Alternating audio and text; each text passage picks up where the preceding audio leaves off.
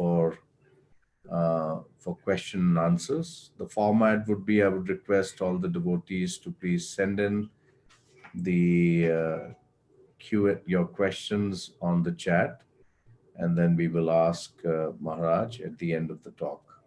So without much ado, I would now, hand over the floor to Maharaj, and with a Hare Krishna to everyone, we welcome you all for this another wonderful session with His Holiness Atmanivedana Swami Maharaj, whom by now you all know. He's joining us very kindly from his lockdown temple in Bali and Indonesia. So Maharaj, over to you. Hare Krishna. Hare Krishna. Om Jnana Trivandandasya Jnananjana Salakaya Chakshuzanmritam Yena Tasmai Sri Gurue Namaha Vanchakal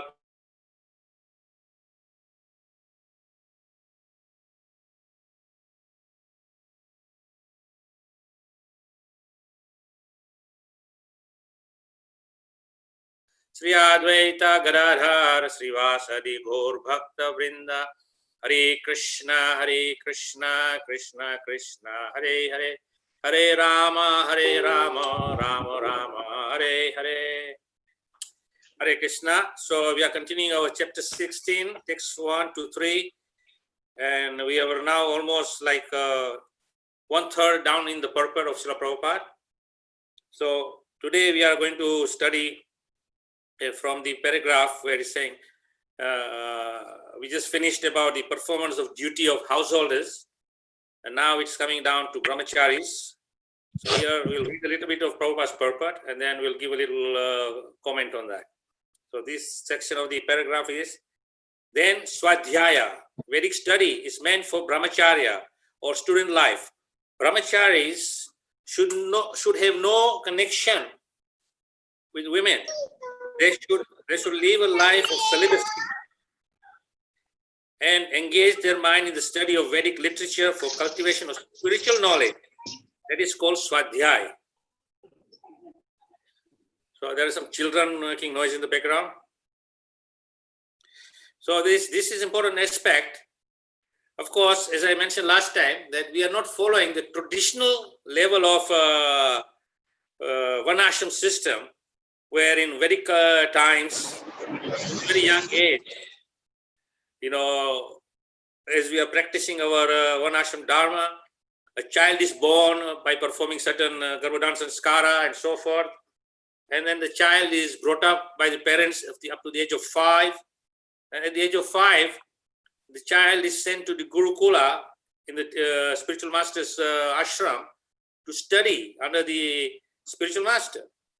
From the age of 5 till the age of 25 or 20 plus.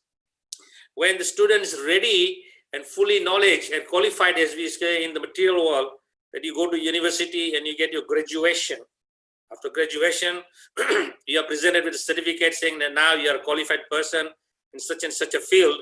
Now you can go and practice that in the outside world, and you get yourself a job and you work according to your graduation. So here in the ashram of the spiritual master, you are actually taught the basic principle of your duty and your dharma as a brahmachari, and then later on when you become grihastha, because it was expected that practically everybody has to follow this varnashram system as set up by Krishna, Chaturvarna Maya system, Guna Karma Vibhaga. The 4 varnas and 4 ashrams are established by the Supreme Lord, and therefore each one is going through the 4 ashrams, brahmachari, grihastha, vanaprastha, and finally sannyas. So as I said, that is in a traditional sense, but right now in our present situation, by the mercy of Srila Prabhupada, many different living entities, especially those who are awakened to spirituality, they come to take shelter within our ISKCON society, and then as they learn a little bit more about the practices of Krishna consciousness, then they learn that the next stage is that I must take shelter of a spiritual master, under the guidance of the spiritual master. Then I make my progress under his guidance and his teachings. So when in this particular verse, or rather purport, Swadhyay, Vedic study is meant for brahmacharya. So in our present situation, whether you are in the age group of 5 to 20 or older, because sometimes some of us come to Krishna consciousness at a later stage in life. For example, my own self, I came into touch with Krishna consciousness when I was in my late teens, around 17, 18. And then gradually by associating devotees at the age of 20, I got a little bit more serious. And at the age of 22, I actually committed that now I must surrender to the process of Krishna consciousness, and I moved into the ashram. So by the time I moved into the ashram, I was almost, you can say, at the stage of where I would have to choose to go into the household life. But there's no training. So it's very difficult to get into a household life when there is no proper training. So in every aspect of life, whether it's material or spiritual, training is very, very important. And unless until you have good training, then you cannot do justice to the next level of your life or your progress which you would make. So here, I would say that we should take this very seriously, that this Swadhyaya, the study Vedic studies or Vedic literatures, which Srila Prabhupada has very kindly translated into a language which is accessible to the vast majority of the world. And by the efforts of Srila Prabhupada's disciples, whom he commissioned to translate these books into other languages. So some 70 different languages are now available to the world, especially the Bhagavad Gita, Srimad Bhagavatam, Chaitanya Charitamrita, and a number of other small books. So these are all available. Now, as I said, when we come later in life to Krishna consciousness and decide that I want to become serious in my practice of Krishna consciousness, then of course study is very much required. So if we, Prabhupada has introduced this very simple program in the ashram, that when we are living in the ashram, we have a very standard program, which Prabhupada called the ISKCON sandwich. And as you know, the sandwich is like 2 slices of bread, and then there's a filling in between, according to your taste. You can put salad, cucumber, tomato, cheese, or different kinds of fillings in between. But the most important part of the sandwich is the 2 bread slices. Now, Prabhupada's sandwich of ISKCON was, in the morning, we have a Srimad Bhagavatam class. And in the evening, we have Bhagavad Gita class. So these are the 2 slices of our ISKCON sandwich. And in between, you do seva, that is your filling. Now, what kind of seva you render is, of course, depend on individuals. If you're living in the ashram, there is many ashram seva is there. Some are doing deity worship, some are doing cooking, some are cleaning, many other service. Others who are householders, obviously, they cannot participate in this type of service, so they got to go to work. If they don't go to work, then they don't earn money, and if they don't earn money, they cannot provide for their household requirements. Anyway, but study of the Shastra is very important. So we create our own private space when we are going to give quality time for studying the scriptures. Because without studying of the scriptures, it is very difficult to actually understand the transcendental knowledge. As Srila Prabhupada says, that we are awakened to spiritual life. But then to make progress, you have to have knowledge of the scriptures. Now, when you read Srila Prabhupada's books, then obviously you will get insight and depth of the knowledge. And your realizations will increase, your understanding will increase, and therefore you will become more and more serious in your commitment to the practice of Krishna consciousness. Now here, we see the study of scripture is very important in our private life, because that is the only time you can actually study. We don't have the luxury of going to Gurukula and living under the shelter of the spiritual master and have the benefit of approaching the spiritual master anytime to clarify our doubts or our misunderstandings from the scripture. Or sometimes we read scriptures but we don't understand. So therefore, then you approach the spiritual master and you take guidance from him. That might be the spiritual master. I do not understand this point which I read in the Bhagavatam. Can you elaborate more? And then, of course, the spiritual master will elaborate that point and try to clarify any doubts or misunderstandings. So this study of scripture is very important. And Prabhupada took great troubles. So anybody who has actually understood Prabhupada's pastimes from 1966 onwards up to his final Leela in 1977, Prabhupada was spending quality time for translating these books into English. Because Prabhupada knew very well, and many times he made this statement, I am an old man. I can die anytime. But I must build a foundation or building blocks for the future to continue in the spiritual understanding which is taught by Sri Chaitanya Mahaprabhu. So here, Srila Prabhupada spent quality time and he was sleeping very little, but he was spending his time for translating these books. At the same time, he had the responsibility of training his disciples. At the same time, he had other responsibilities of meeting some dignitaries, some VIPs, to expose them to Krishna consciousness. And with the VIPs or people who are in a well-positioned society of influence, if they take to Krishna consciousness, and as Krishna says, whatever a great man does, common man follows. So of course, in this case, we look at the material leaders of our society who are our role models. And whatever they do, we follow. So if a great person, like say, for example, the president of the country, all of a sudden comes with a tilak on his forehead, shaven head, and kunti mal around his neck, and is chanting japa, everybody will think, wow, what's going on here? There must be something good, because if it's good enough for the president, it's good enough for me. So they will follow the president. So Prabhupada had a lot of energy spent in meeting people, and not on top of that, then he had to organize the whole society, because now it was not just a storefront in New York, in downtown Bowery, 26 2nd Avenue, but he had many more centers coming up in San Francisco, in Los Angeles, then later on in Montreal, then of course in other parts of America, and then he dispatched his disciples to other parts of the world. Then Europe was conquered, India was conquered, Australia, New Zealand, Africa, South America. Practically the whole globe was covered by devotees spreading this mission of Srila Prabhupada. And Prabhupada had to manage all this and also teach. And now remember that early devotees who were doing this seva, they were barely 1-2-year-old devotees in the movement. And therefore, it was not,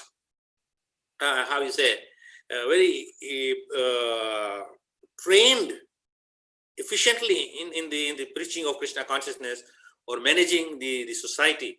But still, by mercy of Srila Prabhupada and by mercy of Krishna, they were empowered to do that. And what we see today as our ISKCON society worldwide is a result of that Prabhupada's tapasya and Prabhupada's blessings. And of course, as I said, Prabhupada took great care, even to the last point in Vrindavan in 1977, in October, November, when Prabhupada's health was very much deteriorating and he was having a very difficult time. But his consciousness was very sharp, very pure. And he would lie there on his bed, and every often he would say, where is my Sanskrit scholar? And one of the disciples like Prajumna Prabhu or a few other disciples who are nominated would come, and then they would read the Sanskrit words from the 10th canto of Srimad Bhagavatam. And then Prabhupada said, bring the dictaphone to my mouth. And then Prabhupada would whisper and talk into the dictaphone. What is the translation of that Sanskrit into English? And then he would give a purport. And Prabhupada was translating right till the last moment of his breath. Why? Because he knew that these books are of paramount importance for one's spiritual upliftment. So he has given us these books. These books are not for decoration. These books are for studying. And therefore, we have to study. And that is part of our Swadhyaya or Vedic studies. Whether we are a young devotee or we are an older devotee. As I said, that we come to Krishna consciousness at different levels of our lives. But study is still required and understanding is required. So that is a very important aspect of studying the books which Srila Prabhupada has given, especially the Bhagavad Gita, Srimad Bhagavatam. And when you are familiarized with Bhagavatam and Srimad Bhagavad Gita, then you go into Chaitanya Charitamrita, which is talking more about the very transcendental pastimes of Sri Chaitanya Mahaprabhu. And then you get more and more realization. And these books are not ordinary books. These books are actually described as transcendental books of self-realization. They're living books. They're not some dead volumes. They are actually books. When you read them, the more and more you read, the more and more your heart will be free from contamination. It will get more purer. As it becomes more and more purer, the depth of your understanding gets deeper and deeper. And of course, the realization comes when Krishna gives you the depth of understanding of this knowledge from your heart. Because remember, he is in your heart as Paramatma. And the Paramatma, he will instruct you from the heart, this transcendental knowledge. Then you become a realized person. And at certain point, when you are very familiarized and very depth in knowledge, then you become self-realized, the transcendental art of Krishna consciousness. So this purport is very small, few lines, but Prabhupada is making emphasis of studying these books. And the next one is very important. Tapasya or austerities is specially meant for the retired life. So we have heard about Prabhupada giving us what is the duty of a householder, what is the duty of a brahmachari. Now we are coming, and then sannyasi earlier on in the paragraph, the beginning paragraph. Now here Prabhupada is coming to the point of those who are retired or taking vanaprastha. Now, of course, vanaprastha is not a very easy thing to do in this present day and age. You can't just leave your home with a small bag of few essential clothing and go to the forest. Because as it is, there are no forests left really to speak of going to one where you can peacefully sit down and perform your tapasya or your austerities.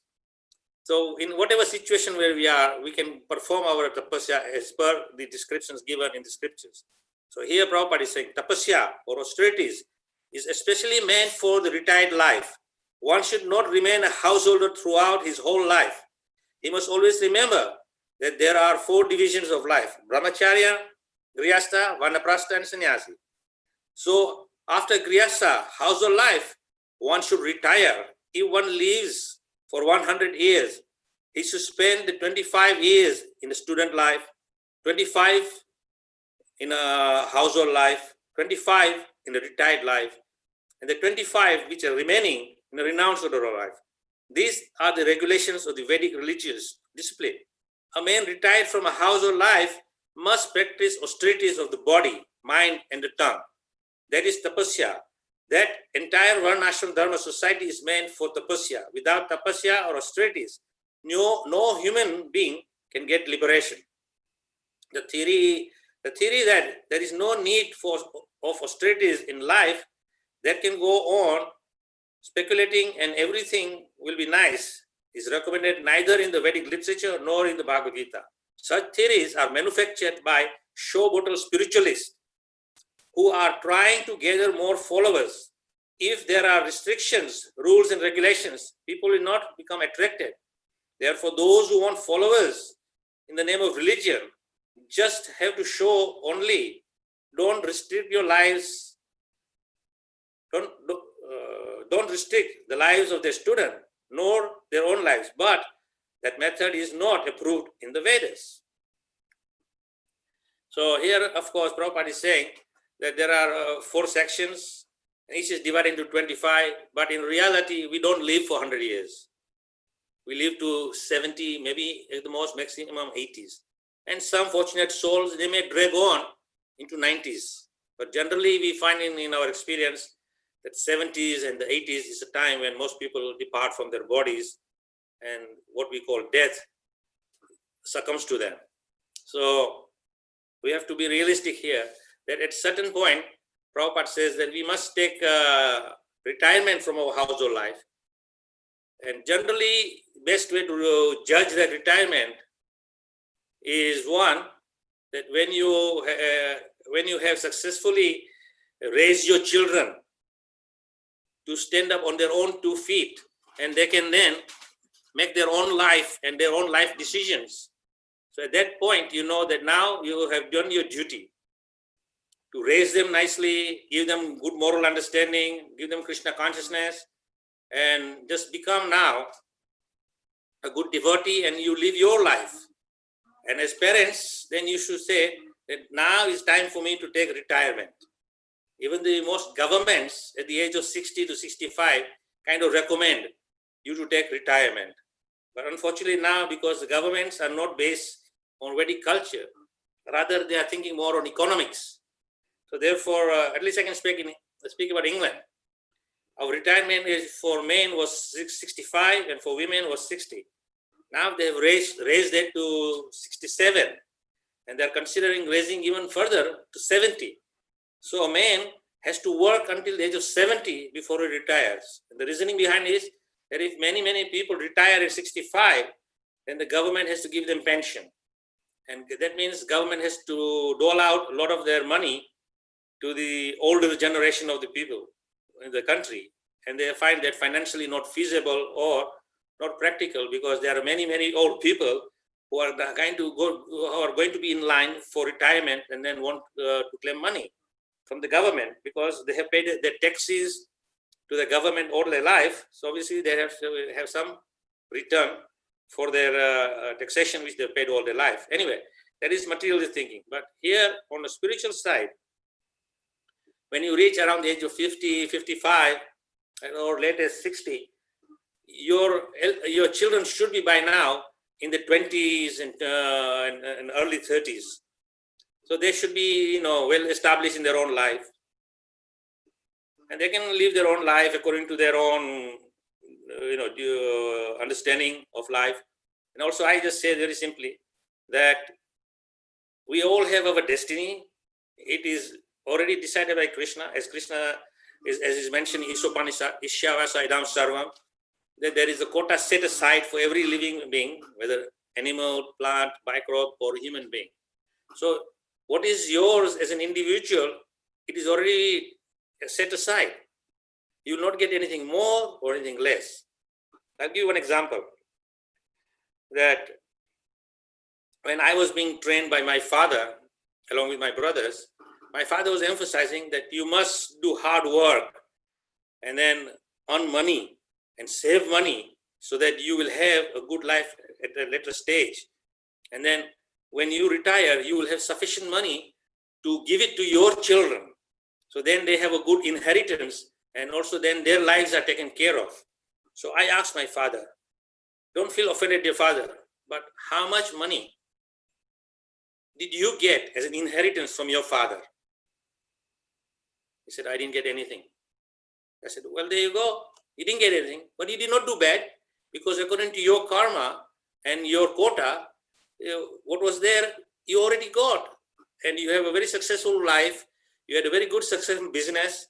You're not short of a penny or two. And you are quite happily situated. Your sons are happily situated. So you don't have to worry about leaving anything for your sons. What is destined to them, they will get also. So we should not be too much concerned for our children and our grandchildren and our great-grandchildren, because generally we get so much caught up in this that at a later stage of our life, we become what I call paidless babysitters. That the grandma and grandfather will do babysitting for the son and take care of the children while they go to work. And the father and mother, at this stage, they're supposed to be concentrating more, as I said, study the scriptures, dedicate their lives for promoting their own spirituality and spiritual discipline that they cannot practice. So here, Prabhupada says that one must take that retirement and the later part of life should dedicate for purely serving Krishna and remembering Krishna. Because at any moment, death can come. And once death comes, then obviously we have to be prepared to go back to Godhead with great ease and comfort, that, and also with the full satisfaction that when that death approaches me, I will remember Krishna. And of course, as Krishna says, at the time of death, whoever so remembers me surely will come to me. And those who do not remember me Then yam yam vapismaram ante kalevaram, that whatever your thoughts are there, whatever your attachments are there, whatever consciousness you leave your body in, that body will attend. Now we already know from the Srimad Bhagavatam that the great king Bharat Maharaj, under whom this Bharatvarsha is named, at appropriate time, he took retirement from his kingly duties and he handed over his kingdom to his son and he retired to the forest. Now in the forest, he was performing his duty in spiritual activities, but being a Vaishnava, a devotee of the Lord, his heart is full of compassion. So at one time when he was in the forest, there was, I think, a thunderstorm or something, and one female deer who was pregnant at the time, out of the thunder noise of the thunder clouds, she gave birth to a baby deer and fell into the river and died. But the baby deer survived. Now, Bharat Maharaj was thinking out of his compassion, this poor baby deer will not survive by itself. It is very weak and it can become very easily a prey to some wild animal and it will be killed. And Bharat Maharaj could not tolerate that killing of innocent lives. So he took care of the deer and he was sheltering the deer and he's feeding the deer, and deer were getting slowly a little stronger. And at some point when it is mentioned that, as far as I remember, that he was walking in the forest and he tripped. And when he tripped, he fell on the ground and he hit his head on some rock or something. And he was at the point of death. And at the point of death, he looked up and he said, I am dying. Who will take care of the deer? And because in that consciousness of remembering the deer rather than the Supreme Lord, in his next birth, he became a deer. But because he was following the regulative principles of Vedic Dharma, Krishna showed tremendous kripa and mercy towards Bharat Maharaj, that even though in the next life he's born as a deer, he could very much remember his previous life. And because he remembered his previous life, he could very well understand the mistake he made at the point of death, that he was overly concerned for the deer's well-being. So he became a deer. Of course, in the deer's body, he was very much conscious and aware of what was going on.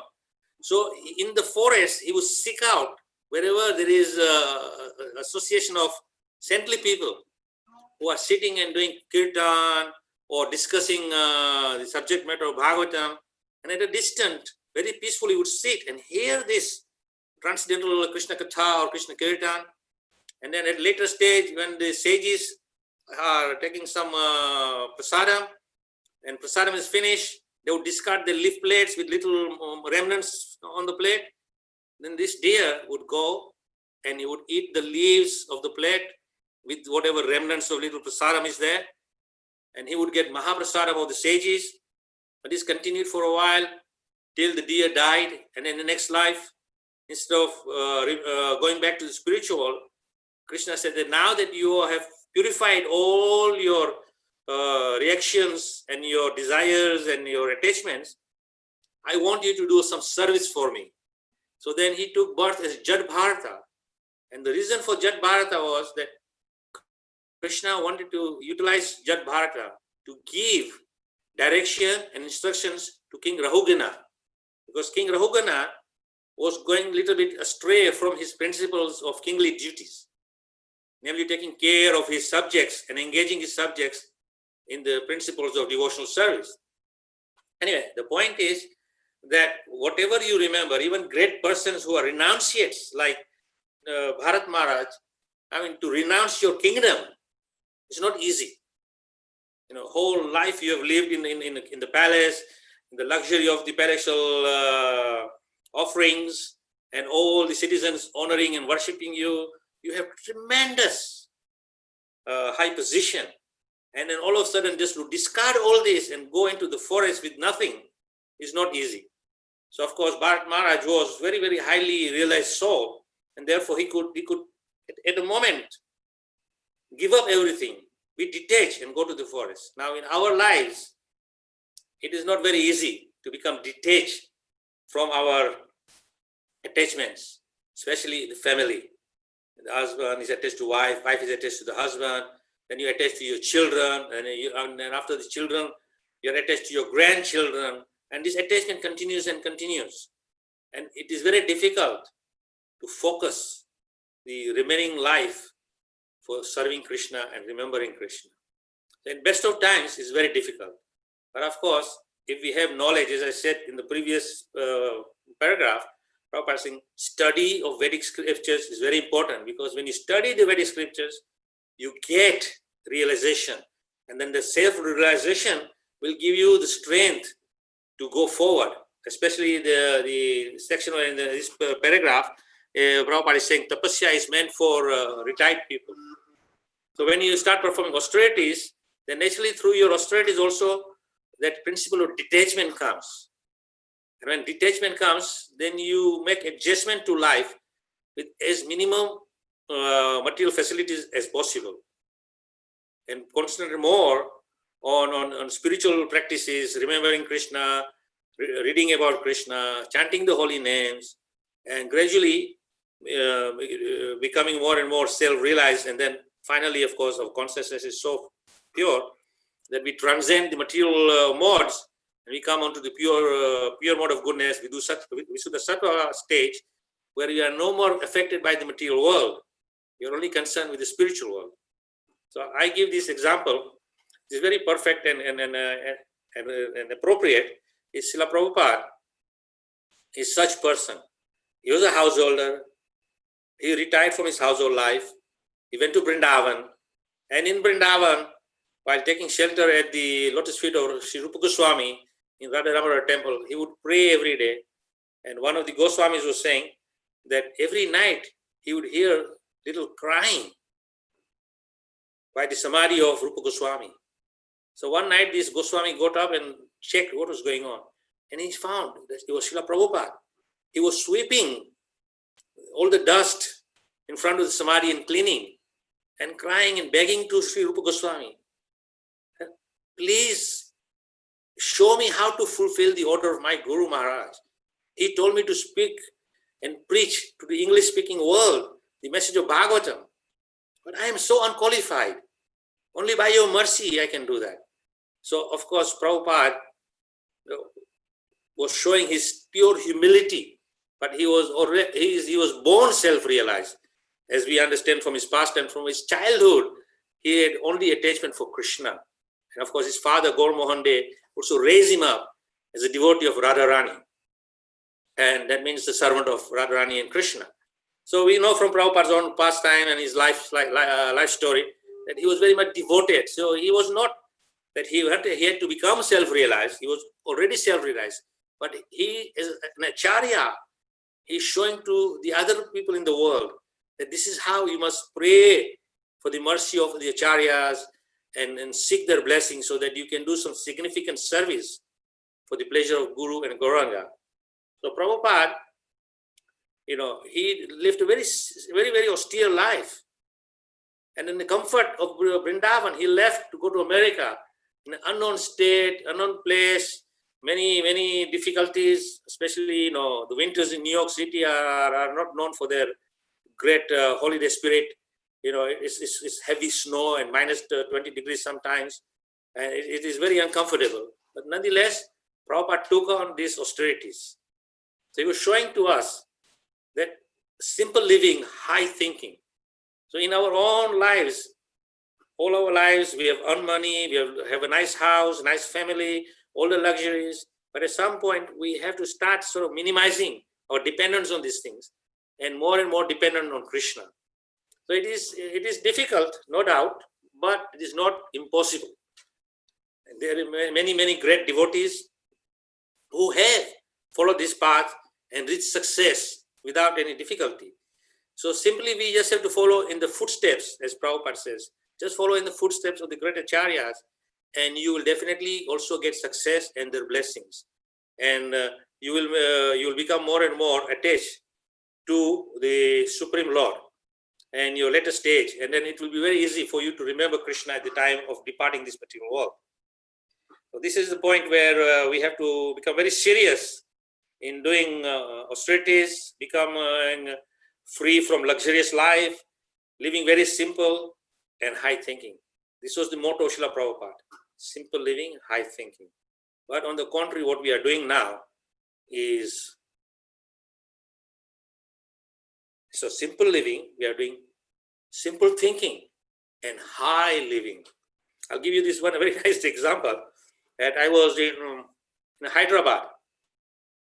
There are some group of devotees who have decided this Grihastha life and going to the office every day and working hard is very very difficult and is very not conducive for spiritual practice.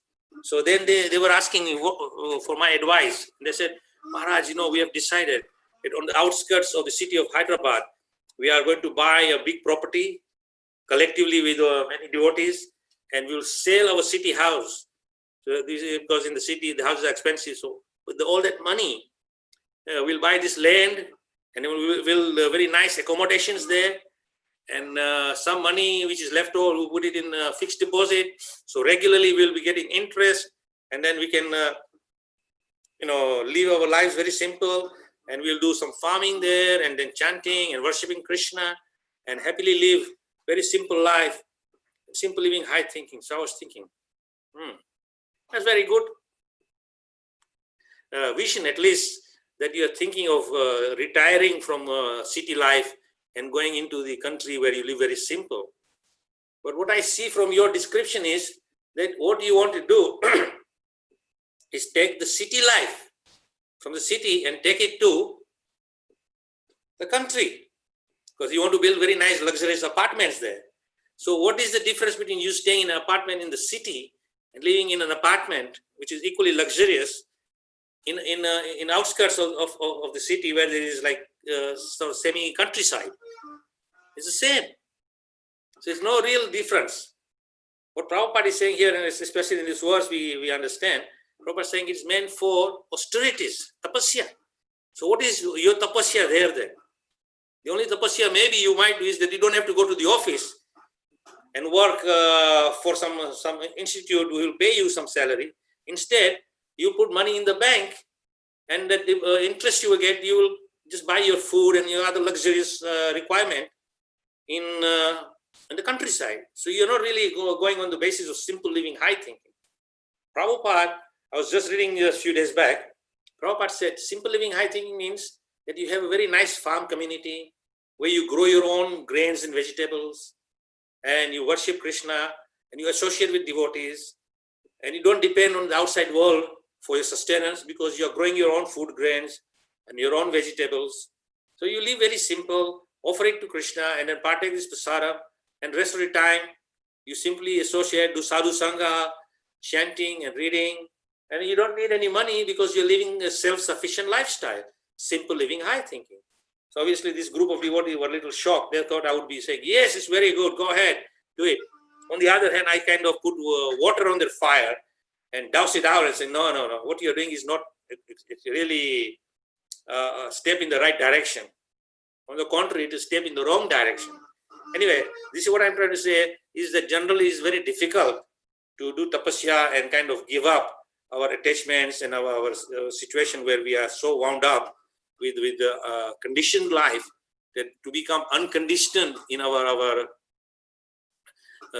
lifestyle and our existence, and also go down to living simply is very difficult. Even for most of our devotees, when they join ISKCON, Hare Krishna, they're all coming from a city background. So for them to go on a farm and live simply is very, very difficult. Because farm means you have to be absolutely in mode of goodness and be very patient, and you have time and a lot of time on your hand. And what are you going to do with that time? Because normally your training, your thinking is busy life. But now you have so much time. But if you would not think, wow, this is such a luxury. I have so much time on my hand. I will spend 2-3 hours reading Bhagavatam. I will spend 2 hours, 3 hours chanting. Then after reading and chanting, I will go to the other devotees and we'll have a transcendental discussion of the subject matter we have just read for a few hours.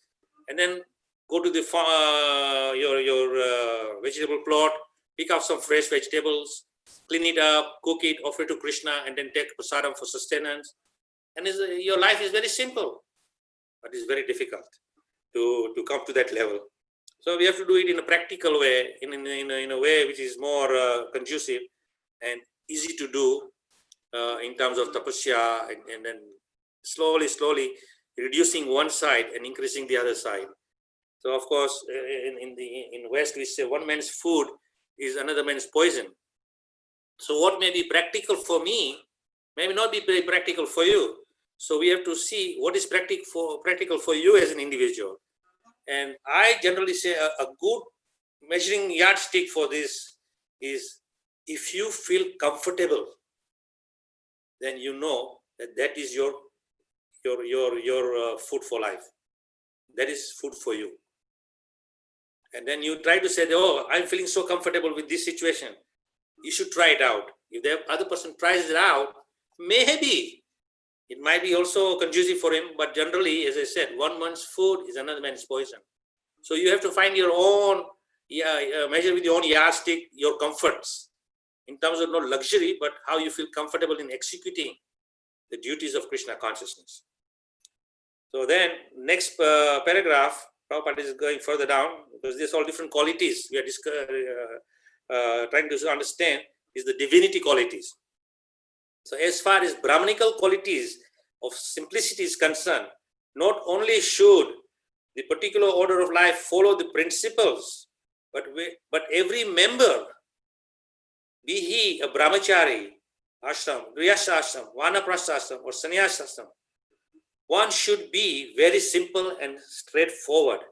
So as I already mentioned, that this is a very important principle, that we minimize our requirements and become very simple. And if you are living very simple, you're thinking on a very simple level, doesn't mean you are stupid or you are coping out, as they say, you are running away from the rat race. No, you are actually being sensible, and you understand the value of your time, that my time which I have is very, very precious. I don't know how long I have. Maybe 1 year, maybe 5 years, maybe 10 years, maybe even 20 years. But we don't think that in 20 years' time, I will achieve such and such level of Krishna consciousness. You may not have 20 years. So generally, I was discussing just this morning with one Mahavishnu Goswami, Swami, who visited me here. And I was discussing that, see, we cannot kind of live on our past laurels. What is past, is gone. Just forget the past. In the future, we don't know what is the future, what will happen tomorrow. But we know what is now.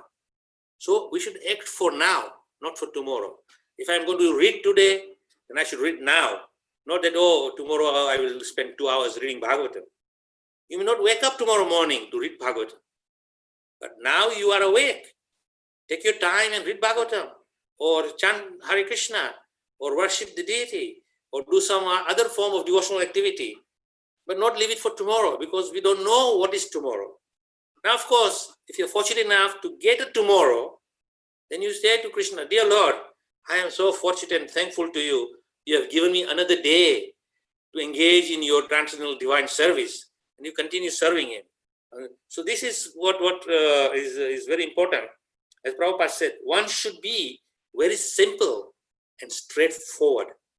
Now, generally, to be simple, it may not be so difficult, but to be straightforward is very, very difficult, because from the very beginning of our life, we are kind of very deceptive and duplicitous, because this is the nature of the material world. In order to get your way through the life, you've got to become very duplicitous and very, very deceptive, And these qualities are very easy, but we'll discuss them later on when we come to the demoniac qualities, because that is the demoniac qualities. But at least we have to be straightforward, as Srila Prabhupada is saying. And if you remain straightforward, then you will have no problem in life. Because if you are straightforward in your dealings, then Krishna will look favorable towards you. And I have full confidence, and I've read in a number of places where Srila Prabhupada says, if you are simply dedicated your life for Krishna consciousness with sincerity, with determination, with dedication and enthusiasm, then whatever your material requirements are, Krishna will arrange for that. But that doesn't mean that I sit back on my seat and say, well, Krishna is going to do everything for me, so I don't need to do anything. Why worry about it? No. Krishna is saying, karmani eva adhikarastu, ma phaleshu kadaj. Do your duty. Whatever your duty is, you simply do that, and at the same time, you will kind of be taken care of, because Krishna will give you intelligence. Just like in Hindi, they say, Magya vage ma bhi na pirse. I don't know if you understand Hindi, or my Hindi is not very high class, but at least I understand what that means. Is without even asking, the mother will also not feed you. Although the mother goes into the kitchen and she toils very hard and she makes all the food preparation and cooks it, everything, and is ready to be served. But you have to go into the kitchen and say, Mother, I want to be served. And then the mother will put a plate in front of you. Then you say, well, Krishna will take care of it. No, Krishna has given you intelligence. Use your intelligence. Use your hand. Pick the morsel of food. Bring it to your mouth. Put it in your mouth. Then it goes into your stomach and you will be receiving the energy through the food source. But you have to use some intelligence.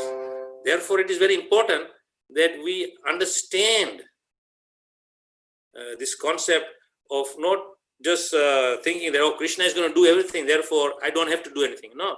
Krishna says, yes, I will do everything, but I have given you intelligence to how to do this thing. Also in the 7th chapter of Bhagavad Gita, Krishna says, I am the ability in man. So whatever ability we have, along with intelligence, is coming from Krishna. So Krishna is giving us the intelligence, is giving us the ability. Just we have to utilize this in the right way, and then we'll go forward in our lives. Then the next stage of the purport is saying, ahimsa means not arresting the progressive life of any living entity. One should not think that since the spirit spark is never killed, even after the killing of the body, there is no harm in killing animals for sense gratification. People are now addicted to eating meat in spite of having an ample supply of grains, fruits, milk. There is no necessity for animal killing. This injunction is for everyone. When there is no alternative, one may kill an animal, but it should be offered in sacrifice. At any rate, when there is an ample food supply for humanity, persons who are desiring to make advancement in spiritual realization should not commit violence to animals. Real ahimsa means not checking anyone's progress in life. The animals are also making progress in their evolutionary life by transmigrating from one category of animal life to another. If a particular animal is killed, then his progress is checked. If an animal is staying in a particular body for so many days or so many years and is untimely killed, then he has to come back again in that form of life to complete the remaining days in order to be promoted to another species of life. So their progress should not be checked simply to satisfy one's palate. That is called ahimsa. So this section also, of course, is very important. Although when we come to Krishna consciousness, automatically we kind of refrain from eating animal products, as one of the principles required for us to follow in Krishna consciousness is no meat, fish or eggs or any products which are made out of animals or killing of an animal. But at the same time, we should be very mindful that we do not do other kinds of killing of animals. Generally, it is very easy for us to kill living entities whom we consider are a pest. I'll give one or two examples. that one temple in America, I forget exactly now which temple was that, it was infested with cockroaches. So they approached Srila Prabhupada and said, Srila Prabhupada, we are having this difficulty of cockroaches, and they're infested everywhere, and then they're going on all the altar, and they're going on to the food stuff which is offered to Krishna, and it's kind of making everything impure here. So we are thinking of calling a pest company to spray poison everywhere and kill all the roaches. And Prabhupada said, the roaches are there because you are in Maya. And why you are in Maya? Lack of cleanliness. If you keep the place very clean, then the roaches will not come. Then there's no need to kill them. Because if the place is very clean and you don't put any food anywhere, then what will happen is the roaches will go and look for their food somewhere else. They won't come to your place.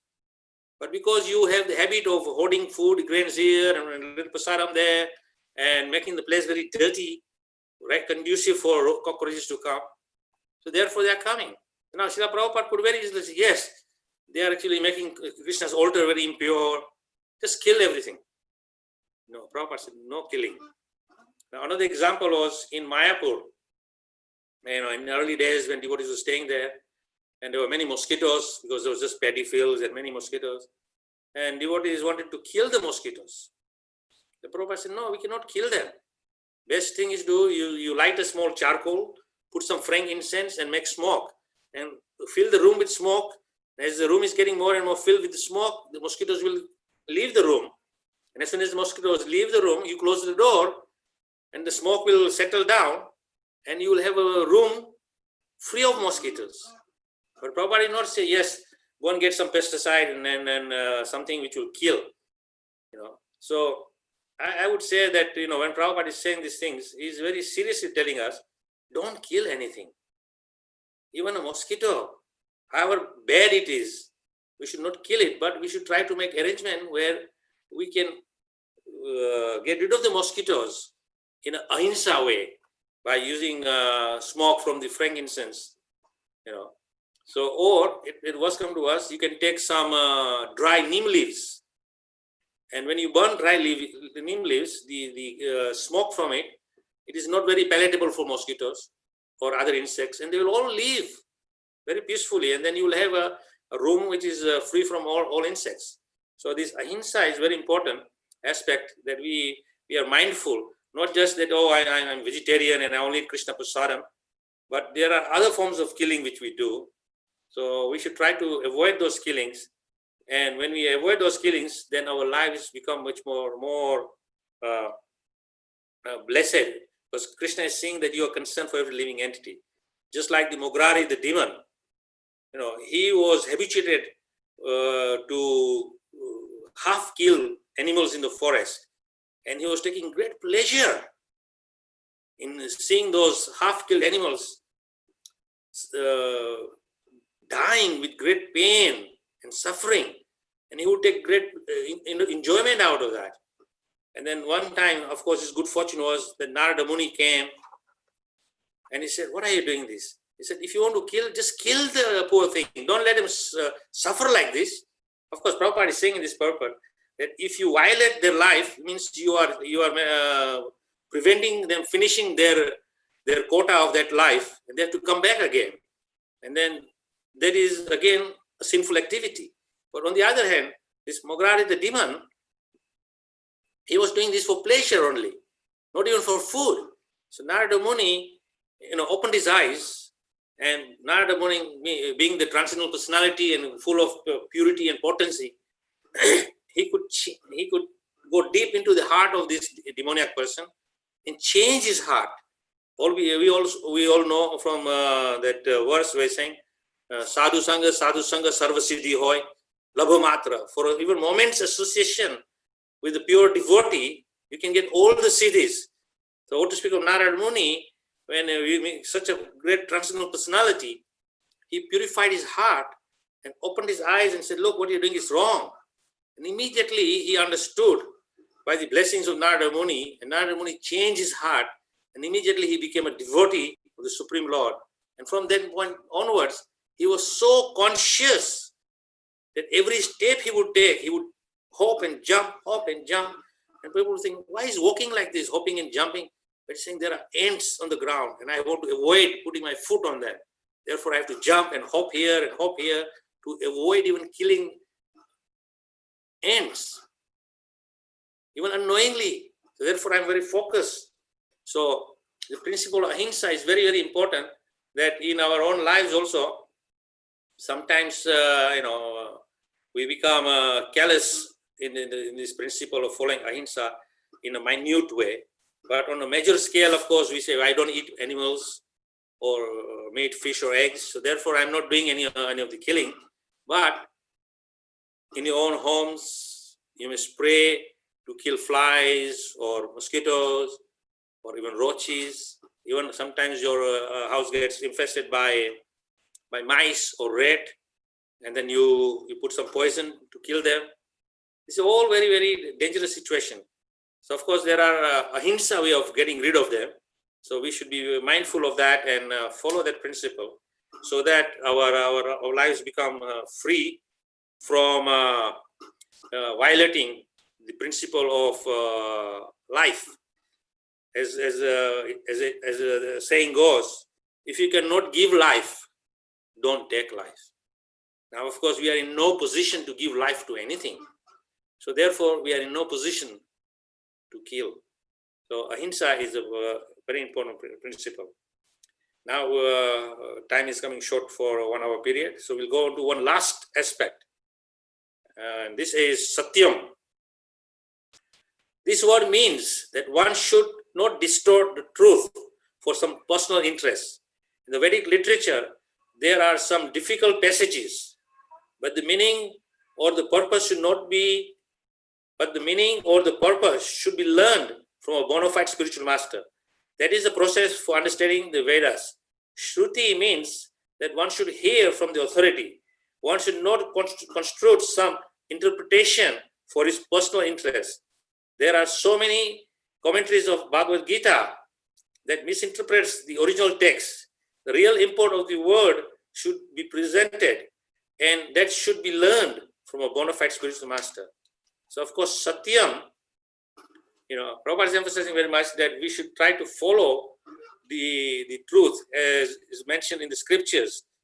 And sometimes it may be difficult for us to follow or difficult to understand. And therefore, Prabhupada is making an underlying principle here, that we approach a bona fide spiritual master who is well versed in this knowledge, who is Jnaninas Tattva Darshina. He is a self-realized soul, and therefore he will give you a very deep and profound understanding of the subject matter discussed in Bhagavatam or Bhagavad Gita. But prior to that, he's saying satyam. The word satyam means that we should be very, very mindful that we do not distort the truth for our own personal pleasure. Sometimes we say in English, a little white lie doesn't harm anyone. But lie is a lie, whether a white lie or a black lie or a blue lie, lying is lying. And therefore, the principle of satyam is very important, especially in the 18th chapter, Krishna is explaining the qualities of a brahmana, samo, dhamo, tapo, saucha. That in that verse is very clearly explained that one has to be very, very honest and truthful. So when you're honest and truthful, then you cannot afford to be, deceptive or duplicitous for some personal gains. And we see many times, at least I've come in my life and my experience, that I meet very wonderful, wonderful devotees. They are great personalities, but they are habituated liars. They lie just for their own personal gains. And this lying is not a very good quality, because as soon as you start lying, that old saying in England, that you have to say 100 lie to cover one lie. So if you just make one lie, then to cover that one lie, you have to make 100 more lies. Now to cover 100 lies, multiply 100 by 100. So it keeps increasing. There is no stoppage to it. So therefore, one has to be honest and straightforward in your dealings. Even though if you may have to lose your life, still you have to be honest. And if you lose your life in the process of being honest, Krishna looks at it favorably.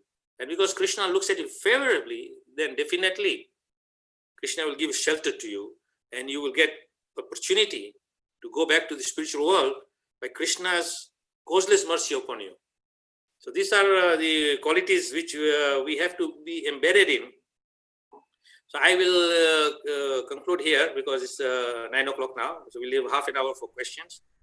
But the point is that I will emphasize this, that all devotees who are listening this discourse right now, please study these words very clearly and very carefully and make a note of all the different points Srila Prabhupada is making, and make it a daily habit to go through them one by one at a glance and say, remind yourself, I must follow these principles.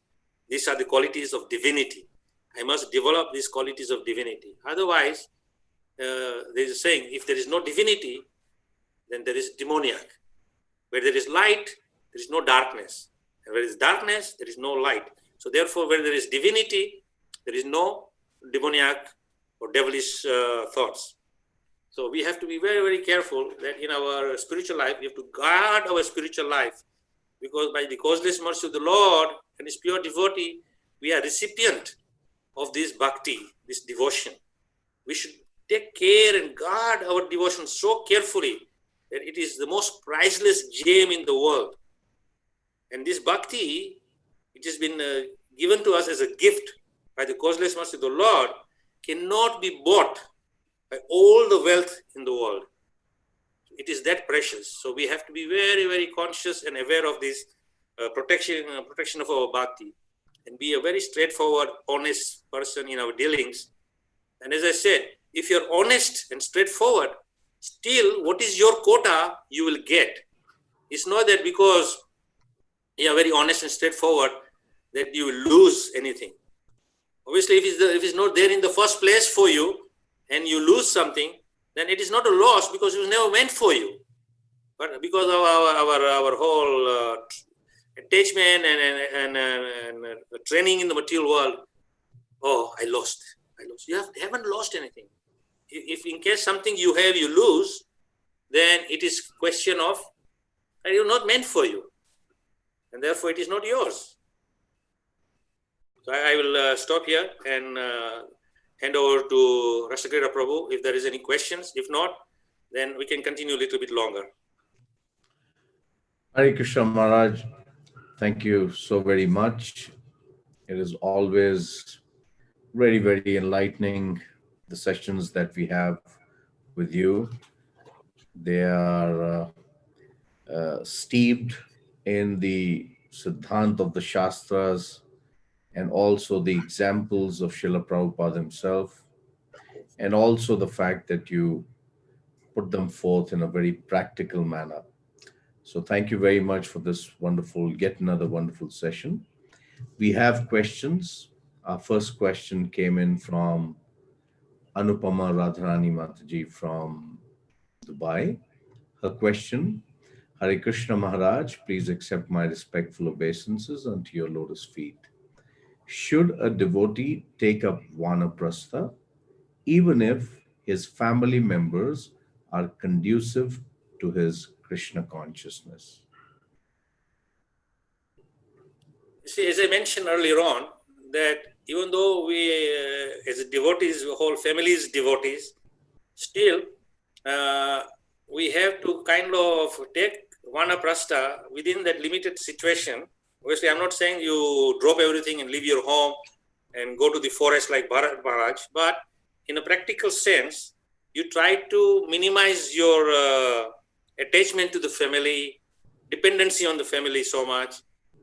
And that spirit of vanaprastha is that it gives you more and more time and energy to spend on developing spiritual values of life, in reading Shastra, in chanting more, and not be kind of deviated from our precious time and energy. Because if you are so absorbed in the family, even though they are devotees, we will be having less time for our personal cultivation of spirituality, and we will be so absorbed in looking after the family so much.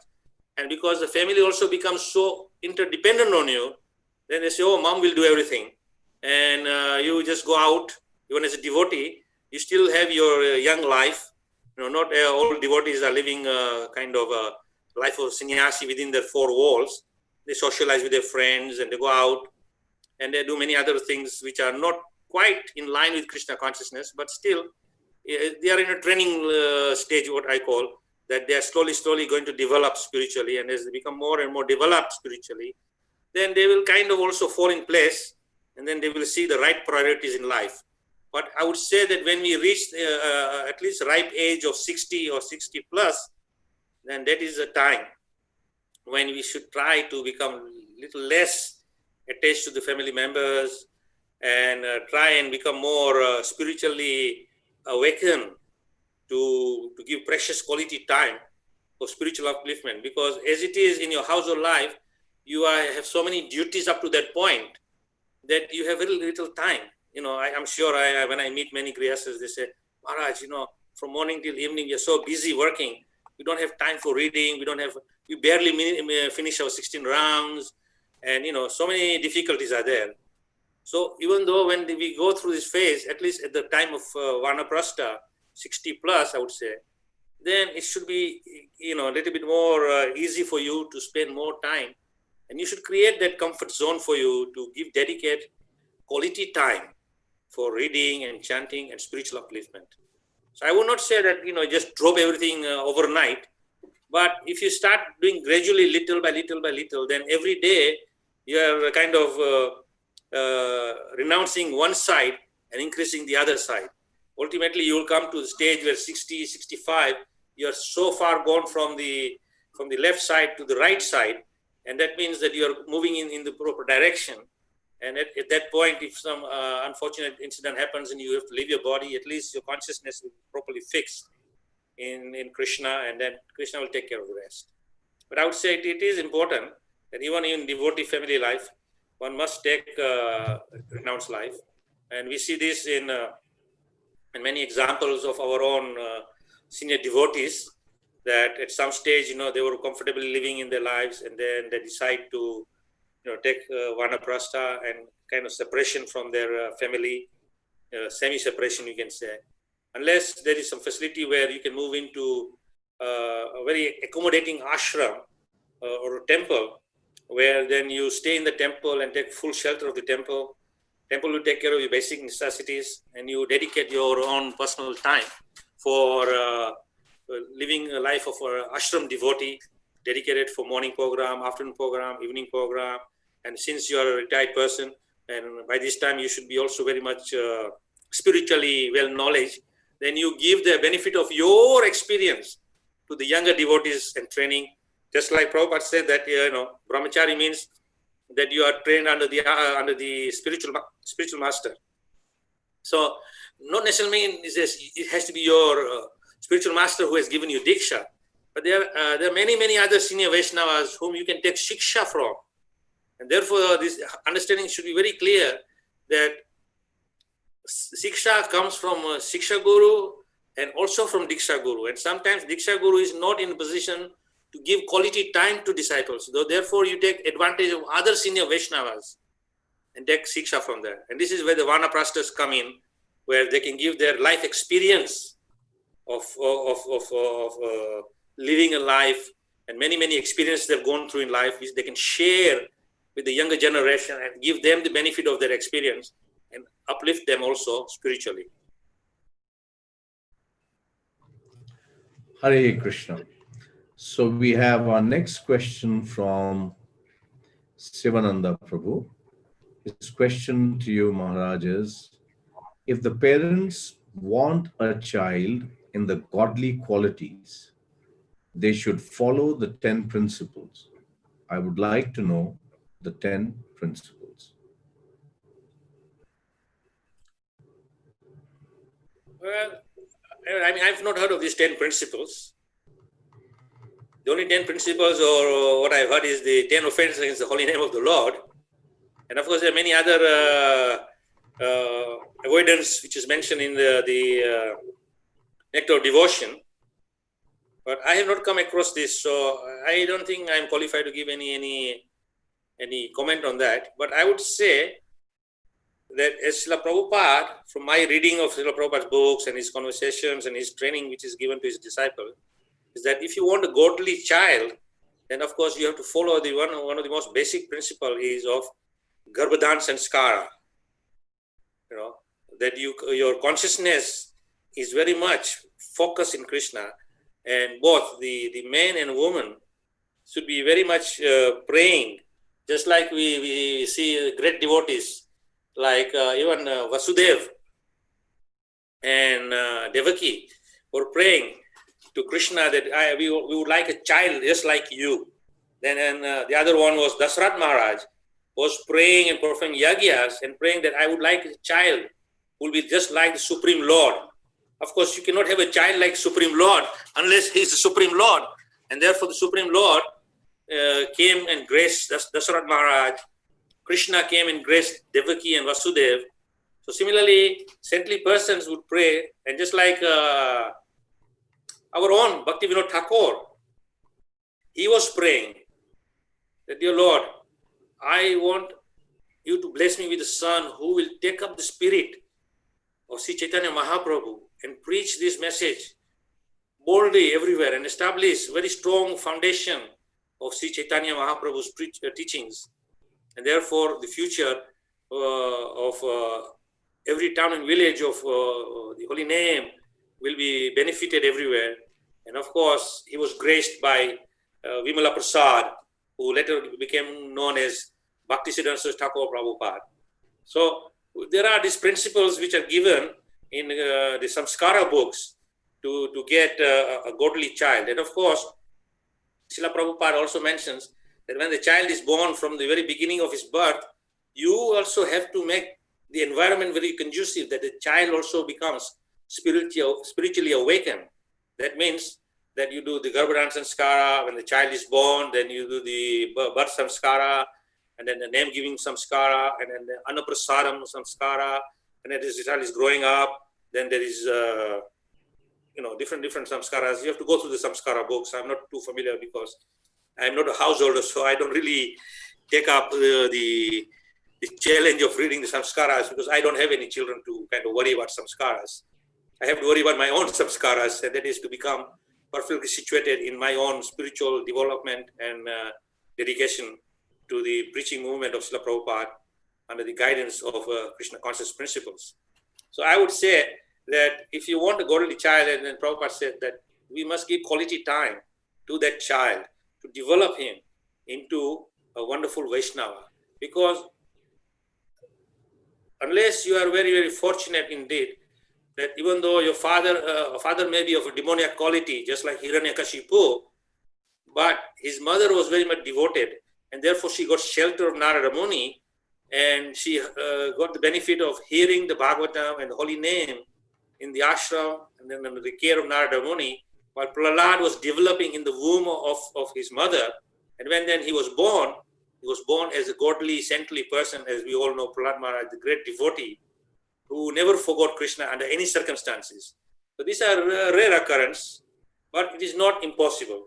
So therefore, in our own lives, if we pray sincerely to Krishna, the child becomes godly, and we give quality time, then just like, when we are doing our regular preaching, going out to convince people to become Krishna conscious and take up Krishna consciousness, it takes a lot of hard energy to convince someone to take to Krishna consciousness and then to maintain Krishna consciousness.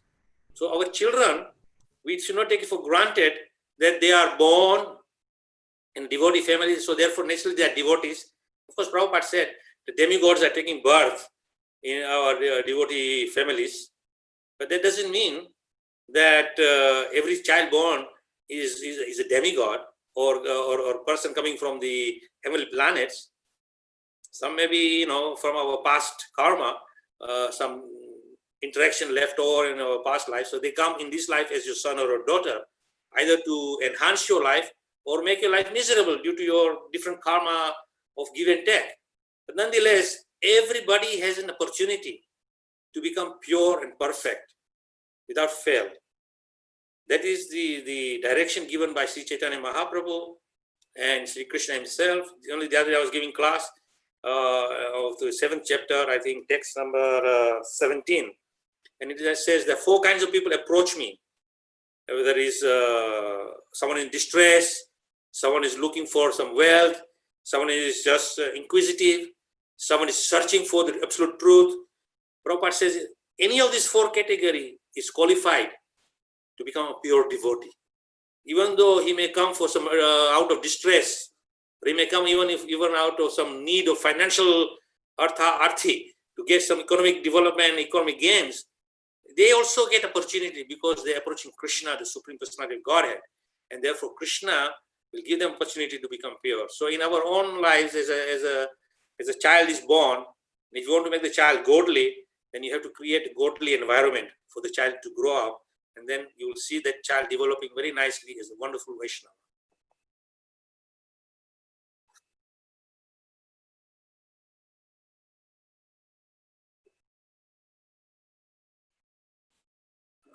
Hare Krishna. I think you are unmuted yourself. Yes, sorry, Maharaj. So thank you, Maharaj. And we have 5 more questions. The next question is from Madhava Sivanath Prabhu. Hare Krishna Maharaj, please accept my most humble obeisances unto your lotus feet. What is the mood of studying Srimad Bhagavatam? Well, it's very, very simple. If you read the introduction of Bhagavad Gita, and Prabhupada spends a lot of energy in writing the introduction to Bhagavad Gita as it is. And in that, Prabhupada is saying that one must approach the scriptures, especially Bhagavad Gita, and I would say Bhagavad Gita, Srimad Bhagavatam equally, in a spirit of humility and in a spirit of inquiring, like Arjuna. When Prabhupada says, Arjuna was talking to Krishna and saying, "Dear Lord, I am confused now. Please kindly free me from my confusion. I do not know what to do." And then he was not challenging, but very submissively hearing. So I would say that the mood and consciousness of hearing Srimad Bhagavatam or reading Srimad Bhagavatam is in not a challenging way, that I will try to find faults in this, or I'll challenge what Bhagavatam is saying compared to my materialistic scientific presentation or understanding. No, you simply approach with humility and with a clean slate in your mind. If your mind is clean and free, then Krishna will write the transcendental knowledge of Bhagavatam into your mind, into your heart. But if you go with the preconceived idea that this is what I think it should be, and then you want to collaborate that with your ideas, thinking, my thinking, just see, my thinking is just what Bhagavatam is saying, therefore I am correct. No, you are correct because what is Bhagavatam is saying is correct. Not what you are saying is collaborated with Bhagavatam, but Bhagavatam is collaborated with what you are saying, and therefore Bhagavatam is correct. So we have to approach Srimad Bhagavatam in the spirit of humility. And also we know in what condition Sukadeva Goswami spoke the Bhagavatam to Parikshit Maharaj. Parikshit Maharaj knew very well that he was coming very soon to meet his death in 7 days' time. So with that urgency, he approached Sukadeva Goswami, and Sukadeva Goswami said, "Yes, you sit down, peacefully sit down and pay attention and hear what I'm going to say." And then Sukadeva Goswami started speaking Bhagavatam, and it became so relishable for Parikshit Maharaj that he wanted to hear more and more and more. And if you read Bhagavatam, you will see the conversation between Parikshit Maharaj and Sukadeva is that Parikshit Maharaj, as soon as Sukadeva finishes one presentation, immediately there is another inquisitive question. And then Sukadeva Goswami gives more elaborate explanation and more. And then to the point where Parikshit Maharaj is fully absorbed in the transcendental teachings of Srimad Bhagavatam.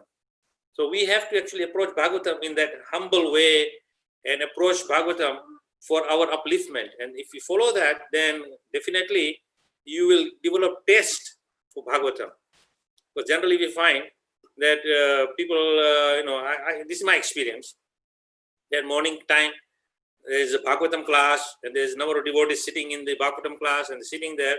as part of a ritual that, oh, it's time for Bhagavatam class, let me go and sit down. And you're sitting there and the speaker is speaking, and you may be hearing, you may not be hearing, or sometimes you are eager, then you are attentive. So when you read Srimad Bhagavatam or hear someone else speak Bhagavatam, one of the most important aspects is be very attentive to every word which you read or every word you hear, because that is what is going to penetrate the core of your heart and free you from any misconception, and self-realization will then take place. Just like sometimes when I give class and I have like 20, 30, 40 people, depending on the size of the devotee congregation. And after the class is finished, you say, well, has anybody any comments, any questions? And there is pin drop silent. So then I would take it two ways. Either whatever I have spoken for the last 45 minutes, 1 hour, everybody has understood very clearly. And therefore there is no questions or comments about it. Or they were not interested. They were just there as filling up their time, sitting there and saying, yes, I heard the class, but after 2 days you ask, well, what do you think, Prabhu? I spoke like this a couple of days ago. Do you remember? Well, actually I can't remember. So it means that you did not pay attention.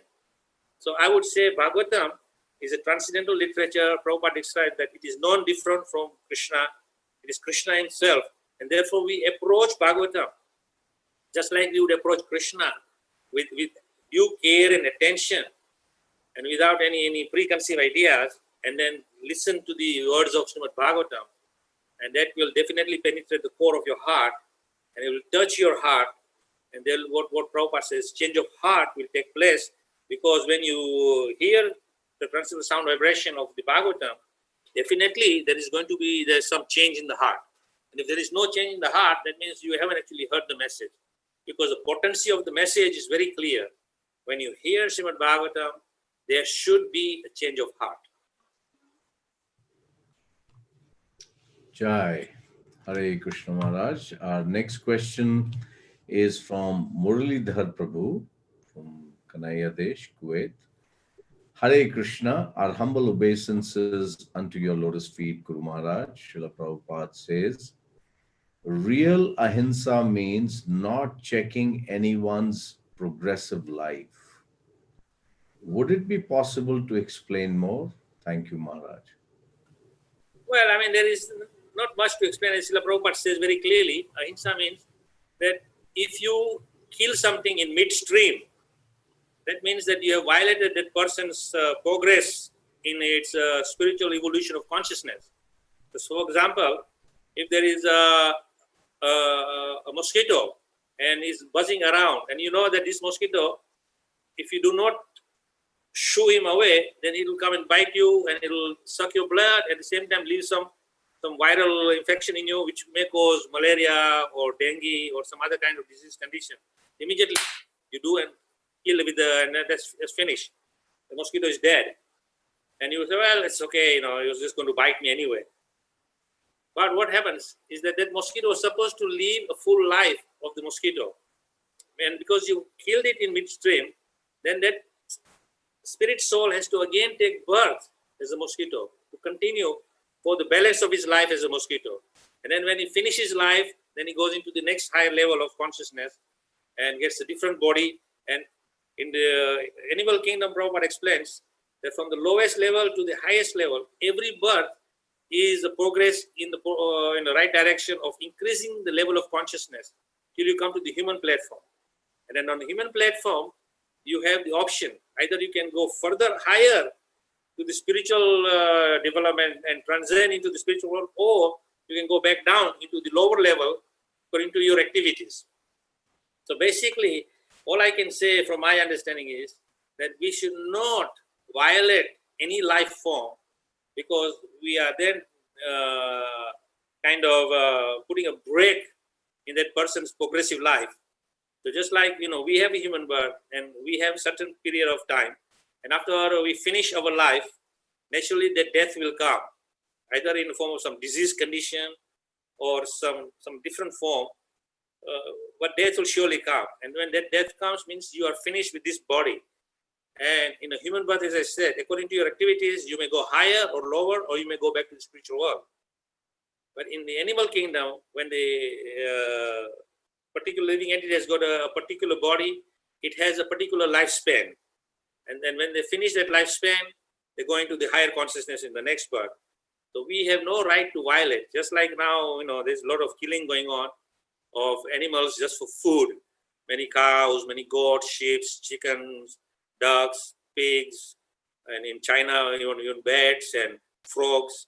Just now they showed some live picture of a guy in one of these Wuhan market where he picked up a big toad, a live toad, and started biting into it and eating it. Oh my goodness me. What kind of low consciousness this person has. So that kind of violation is not permissible. So I would say we should not kill anything. We should be be mindful that we don't kill anything and check their life. That is my understanding of ahimsa from this purport of Srila Prabhupada. Hare Krishna. We have a few more questions that have come in, Maharaj. So we have another question from Anupama Radharani Mataji. The question is, under what circumstances it is all right to lie?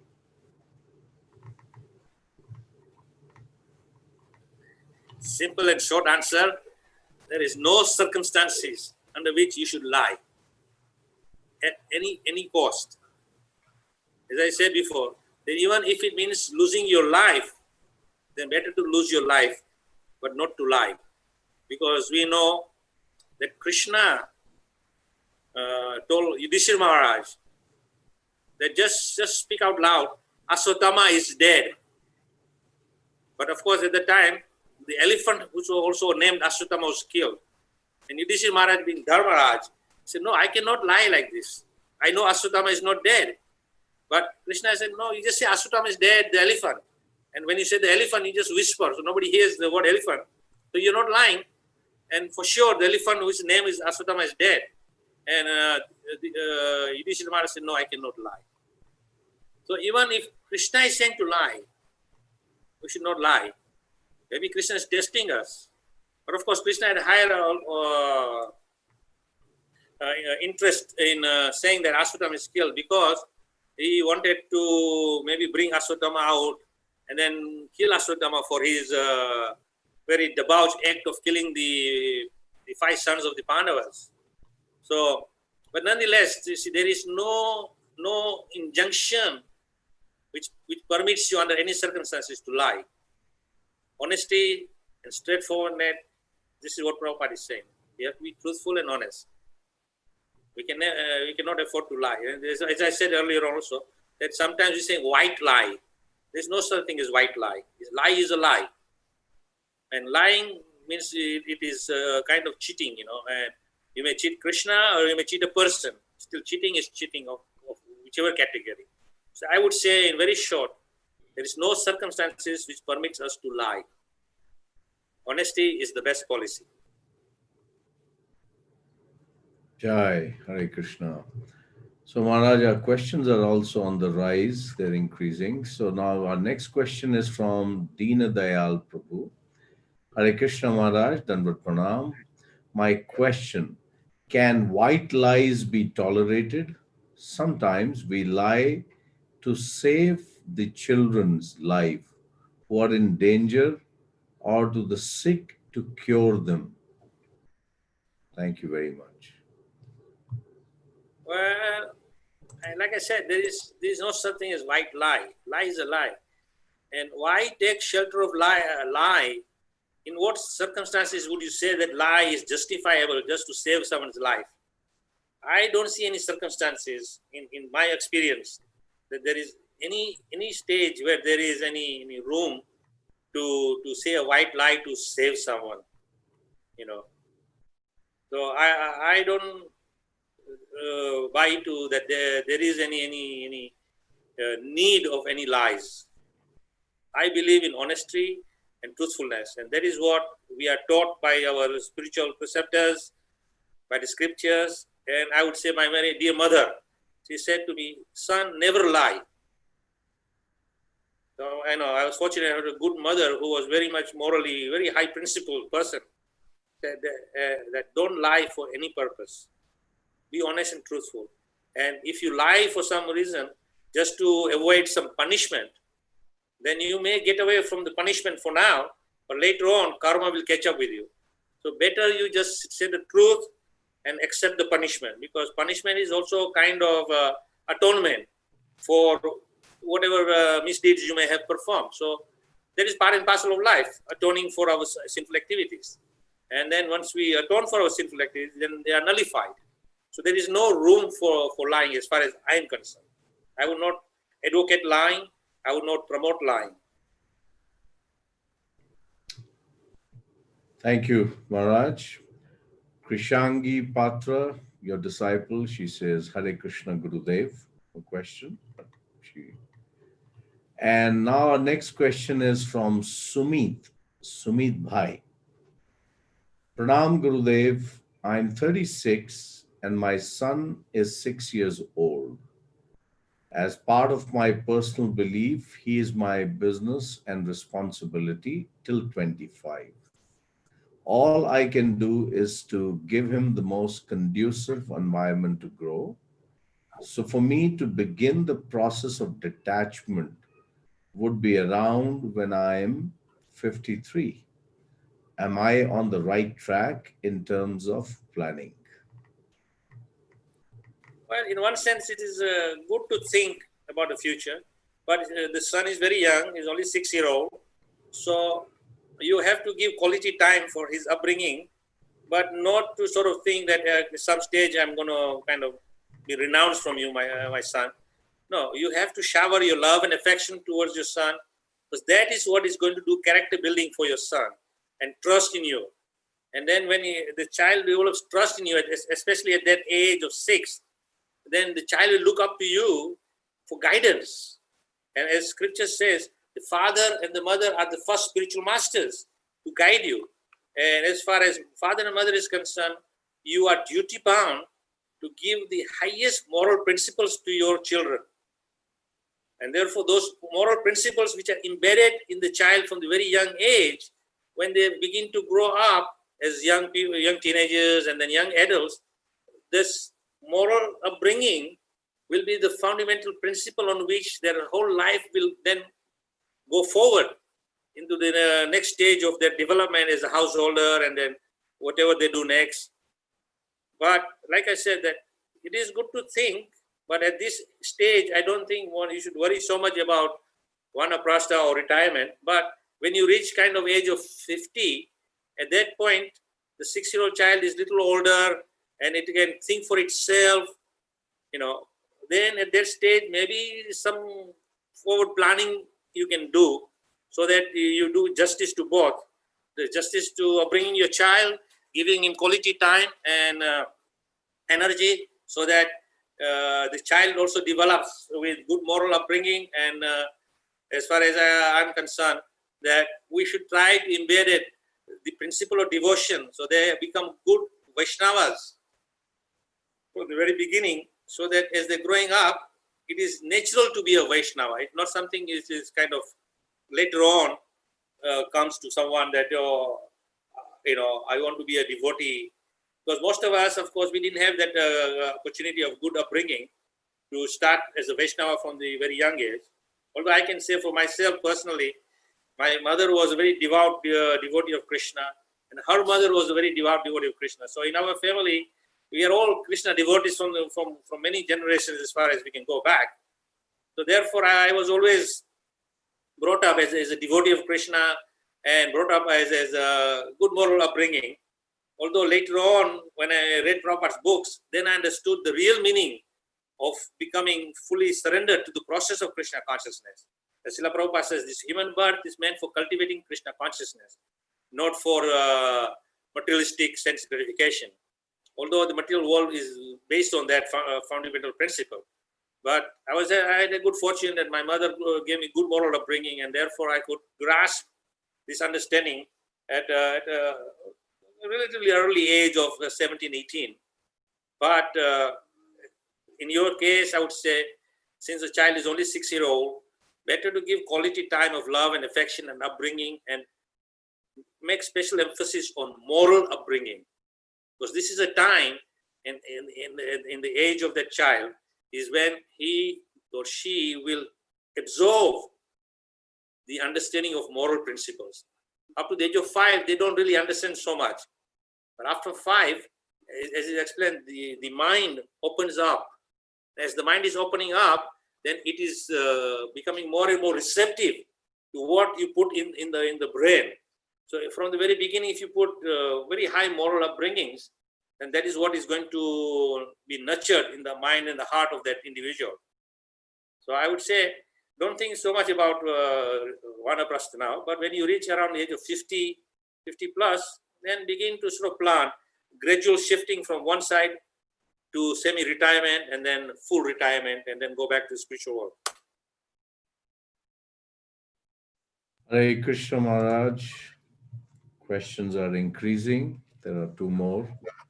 So we can extend the time, but we still have about 4 to 5 questions. And on the YouTube, Rasaya Yoganathan Prabhu,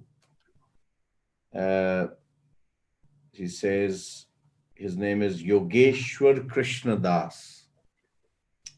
Can you please tell Gurudev my humble obeisances? So he sends his humble obeisances to you.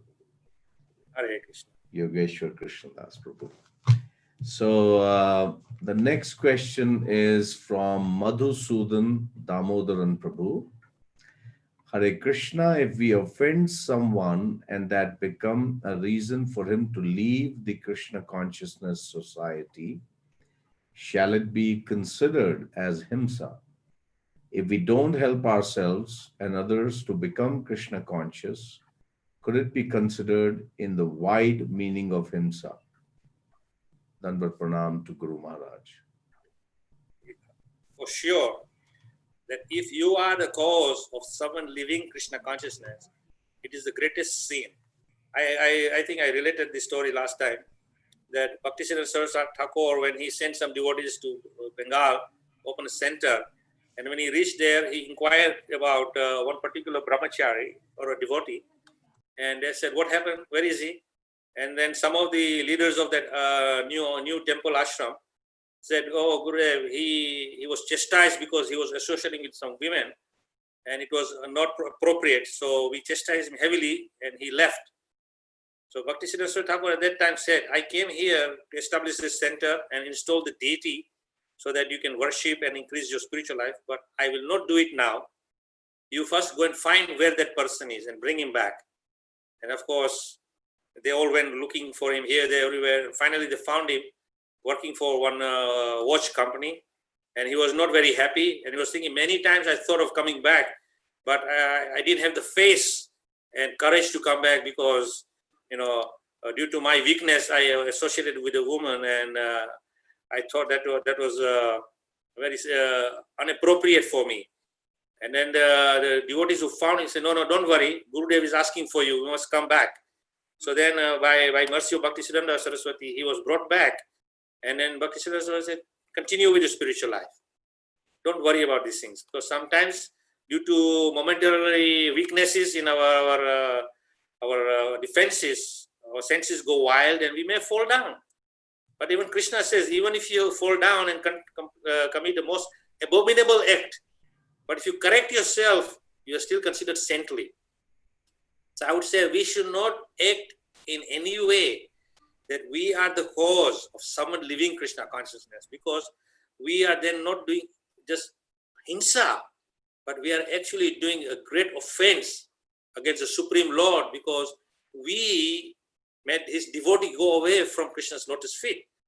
And Krishna will never forgive this. So therefore, we should be very, very mindful and conscious that we never act in any way that would disturb someone living Krishna consciousness. On the contrary, we should act such that our activities and actions increase people's attachment to Krishna consciousness and want to come and take shelter of Krishna consciousness. That is our business.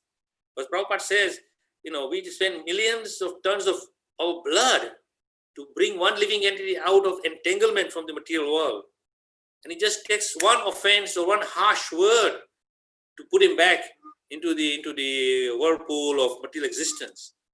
So we should not act in any way. That's why Sri Chaitanya Mahaprabhu has given us wonderful verse of his Sixastikam. Trinadapi sunichena, tarorapi sunichena, amanina manidena kirtanesu. Become humble, tolerant, free of false ego, and then offer your respect unto others without expecting any honor or respect. And in such a state of mind, you can chant the holy name very peacefully. And then chanting, of course, is the fundamental principle of Krishna consciousness and our development. Therefore, we should become very, very humble, very tolerant. Any circumstances, we should not become angry for unnecessary reasons.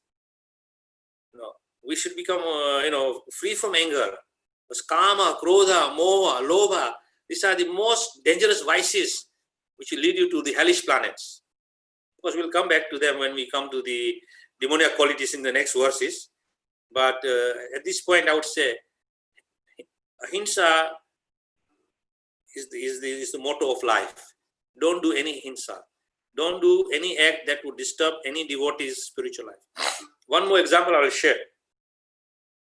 In Los Angeles temple, there was one devotee. He was kind of a lazy guy. He didn't do much work.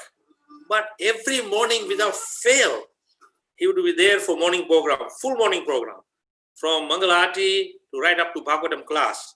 And after that, he would laze around and, chant his japa, but he would not do any service. So the temple president was a little annoyed. So he went to Srila Prabhupada and he said, Srila Prabhupada, this person, we are thinking of asking him to leave the ashram. And Prabhupada said, why? Oh, he's not doing any service, Srila Prabhupada. So Prabhupada said, okay. Then Prabhupada asked next, is he coming for morning program? Then temple president says, Srila Prabhupada, like a clockwork, he doesn't miss morning program. On the contrary, morning program and evening program, the Sandhya Arti, Bhagavad Gita class, is always there. And he's chanting, and Prabhupada asked, is he chanting 16 rounds? He says, yes, Prabhupada, he's always chanting. And Prabhupada said, what is your problem? But he's not doing any service. Prabhupada said, that's okay. He has developed attachment for coming to the worship of the Lord. He's chanting the holy name. This in itself will slowly increase his desire for service. But if you kick him out now, then he will go into the material world and associate with karmis. Then he will not come for Mangalati, he will not come for class, he will not associate with devotees, he will stop chanting. Then his spiritual life is finished. So don't disturb him, leave him alone. So Prabhupada was such a compassionate person. He said, this process is to encourage and enthuse people to come, not to just throw people out willy-nilly because you don't like them or you have some disagreement with their way of thinking or doing things. No, learn to be tolerant, make adjustments for a higher purpose. But of course, if he's violating Krishna consciousness principle, he is, coming drunk in the temple or taking drugs in the temple, or is having illicit sex with the poor brahmacharinis and enticing them with this kind of attraction, then of course one has to say, Prabhu, this place is not for you, kindly leave. But if he's following everything nicely, leave him alone. So Prabhupada was thinking in such a higher level to encourage people. So I would say, never act in any way which causes someone to give up Krishna consciousness. That is the greatest sin one would do. Hare Krishna. Maharaj, Prema Manjari Mataji sends her message. Hare Krishna, Guru Maharaj, please accept our most humble obeisances at your lotus feet. Thank you so much. There is also a thank you from Madhava Sivnath Prabhu, whose question you just answered. Sarvalokeshwara Krishna Das Prabhu from Chennai, his question is, if knowingly and unknowingly we hurt others' heart by words, is it ahimsa? If so, how we can take care to not repeat it? Oh, so he says this question is from Gita Mataji, who's joining us from Qatar, who was shy to ask. Yeah. Okay, no problem. So you see, we have to be very, very mindful. That is why I said that the tongue is a part of your body which has no bones.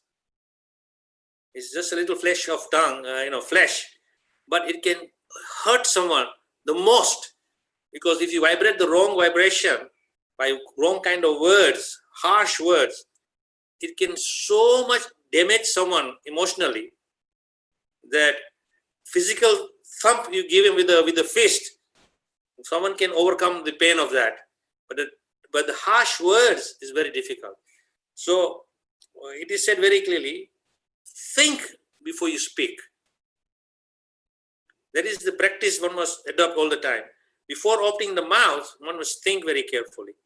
If what I am about to say, is it going to be of a positive encouragement to someone, or it is going to be negative and it will be very harsh and cause pain to someone. So an expert devotee, a Vaishnava, never says anything which will harm anyone. So I would say, knowingly, we should never even dare say anything. And sometimes if due to our overwhelming kama, krodha, moha, lobha influence, and you kind of lose your mind and say some harsh words, and you realize that you've said something which is not very good, then immediately go to that person and grab hold of their feet and say, Prabhu, please forgive me. I did not intend to say this, but in my moment of madness, I said this thing. Kindly forgive me, because I know I have hurt you, but I am more hurt than you are hurt. So if you forgive me, then not only my hurt will go, but I will feel comfortable that you have forgiven me. And it will also show your act of magnanimity that you are also not hurt, but you took it in the right spirit. So knowingly or unknowingly, we have to be very, very careful, because knowingly it should never happen by under any circumstances. That's why we have to be very careful. Think very carefully before you open your mouth. And unknowingly, if something has happened due to our moment of madness, then immediately, as soon as you realize, go to that person and ask and beg for forgiveness till that person forgives you. And don't leave that person until he forgives you. And tell him what it will take for you to be forgiven. And whatever it needs, do it and be forgiven. And then if he is forgiving you, that means the Supreme Lord has forgiven you, because Paramatma in his heart is giving him instruction, yes, forgive him. So then we consider that I am forgiven. But as I said, be mindful at every step, every stage. Don't say anything which will cause hurt to anyone. We should not act in any way like that. That is a simple principle of Krishna consciousness. Maharaj, we have the next question, which is from Vrinda from iPhone. So, in the example of Bharat Maharaj, his compassion created a strong attachment towards the deer. In our lives, how can we learn to strike a balance between being compassionate and being detached? How can our caring nature be directed properly, both in our personal dealings with people and from a preaching point of view, so that it doesn't create attachments that keep us in this material world? But it's very simple. That, as I said, when you become when you are a devotee of the Lord and start following the principles of bhakti, this daya bhav, or the quality of compassion and mercy will naturally come out, because the soul by nature is very compassionate and merciful. So that mercy will be always there and compassionate will be there. But we have to be very, very intellectually, calculative in showing your compassion to someone, to the extent to help that person out of their disposition. But once that is done, then you move on. But in case of Bharat Maharaj, the baby deer was taken care of, and it was almost could take care of by itself. But he felt that since the deer has become very much dependent on Bharat Maharaj, therefore he felt responsibility towards the deer. Although on the other hand, he gave up the whole responsibility of his whole empire. He became detached from the whole empire and responsibility of the empire. But on this other side, just a little that compassionate towards the deer. And I don't know if you have studied animals. If the animal from the beginning of birth is taken away from its parent, and you kind of become its surrogate, its adoptive parent, that animal, as it is growing up, will be completely, fully dependent on you, as if that you are the parent of that animal. So in this case, the deer is from birth, Bharat Maharaj was taking care. So he became so dependent on Bharat Maharaj that Bharat Maharaj also felt that it is his duty to help this deer and think about its well-being at the point of death. So in our own experience in life, we should be very calculative about how we are showing our compassion, our mercy to help a living entity in their disposition, but only to the level that we help them out and then we kind of be detached from it, but not become overly attached to them. And then we'll be free from attachment. But in case of like this deer became overly dependent on Bharat Maharaj. So sometimes when we show some compassion towards a person and they become overly dependent on you, then you have to kind of gradually train them to become independent of your dependency and depend on their own 2 feet. That is called moral upbringing of them. Just like our children, when they are young, they are fully dependent on you. So you are fully compassionate, fully merciful to them. You provide for all their needs. But as they are growing up and they become fully kind of adulthood and independent in their own life, then you said, okay, now that you can manage yourself, I will not interfere with you anymore. I will kind of step back a little bit. So even in our day-to-day experience, whoever we are going to show compassion or mercy, we have to be very calculative that it is only the point where we free them from their disposition and put them in a comfortable state of being. And then we say, okay, now you continue, you are strong enough, you continue on your own. At later stage, if you fall back into this difficult disposition, then I'm always there. You can come and come to me and I will try to do my best to help you. But there is no detachment. There is no attachment. There is more detachment because you free yourself from that deep bond. But if you begin to develop a bond towards that person, then of course attachment becomes stronger and stronger. And then at the time of death, you probably think about that person and not anything else. But on the other hand, sometimes it is also kind of you can say blessing of the Lord that you become attached to that person if he is also a first-class Vaishnava. In the case of Ajamil, although he was a little bit wayward in his practice of Brahminical standard, but he had some good quality that he named his child Narayan. And at the point of death, he was not calling the Supreme Lord Narayan, but he was calling out for his son because he had attachment for his son. So he was calling Narayan, Narayan, Narayan. But the Supreme Lord took it differently, that here is person calling out for me. I must go to his aid and help him. So he sends Vishnu Dutas to pick him up. But when Vishnu Dutas are there, Yamadutas are also over there. And then there is a big discussion going on between the Yamadutas and the Vishnu Dutas. And they're saying, we have jurisdiction over this person. But the Vishnu Duta said, no, Lord Vishnu, Narayan has sent us, he's our jurisdiction. Then the Yamadutas went back to Yamaraj and said, well, this is what the Vishnu Dutas are saying. He said, if Vishnu Dutas are there, then it's not our jurisdiction. It is the Lord's jurisdiction. So you don't worry about that. Of course, Ajamil was saved and then he had to take rebirth. And he got a good birth in the next life and took birth in Haridwar, where he was worshipping the temple of Sri Hari.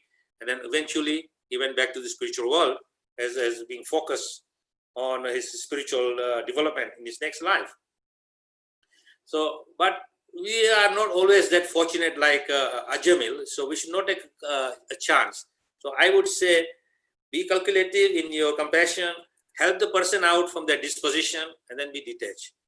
Then you're doing your service to that person. Hare Krishna Maharaj, we have 4 more questions. And Questions are increasing. yes, so are you okay with that? I'm okay, but I'm just concerned. Time is already like 4 minutes to 10. 10, that's right. So So we have if 2 hours. yeah, so if you it is actually late at your end, but if you can quickly answer some of these questions, I'll now. The question is from Sarvagya Mohan Das Prabhu. His question is, there are 10 avatars starting from Matsya to Kalki, but Bhagavatam says first avatar is 4 Kumaras and Matsya avatar is 11th. Can you please explain? Hare Krishna. Well, see, when we talk about Dasa Avatar, they are the 10 main avatars which are mentioned for the purpose of performing a particular pastime. Then if you go into the Bhagavatam in the, I think, second canto, there are 22 avatars, and there are more avatars. So we cannot just say that just because the Kumaras is considered as one of the avatars, that there are 11 avatars and there is some mistake in saying Dasa avatar. Because those 10 avatars are Lila avatars for performing a particular Lila. Then, of course, the Kumaras are not Vishnu Tattva, but they are considered avatars, is Sakyavesh, empowered persons. Just like in the case of Lord Buddha, he is not Vishnu avatar, he is Sakyavesh avatar. He is empowered personality. Similar with Parashuram, he is also not Vishnu Tattva, he is a Sakyavesh avatar. So these 10 avatars are there for performing a particular lila to establish dharma. So of course Matsya came when the world was inundated with the flood, and the earth was put on a boat with many living entities. Just like, almost is a similar story to Noah and the ark, where the king who found the little fish in the pond and took it to the palace, and the fish grew bigger and bigger and bigger. And that is actually Matsya avatar. And he said that you have to do this service now. Take all different living entities on the boat and save them. So when the pralaya is finished, then these living entities can begin to fill the earth, the universe and the earth again with more living entities by procreating. And then, of course, the other avatars is Varaha. When the earth was sunk to the bottom of the ocean, he picked it up with his trunk. Then there is all the different avatars as we go along the line. A nursing avatar, he came to kill Hiranyakashipu. Then Parshuram, he came to destroy the 21 generations of Kshatriyas who were going wrong in the principle of Kshatriya. So in the same case, if you look at all the 10 avatars, there are particular leelas or establishing dharma.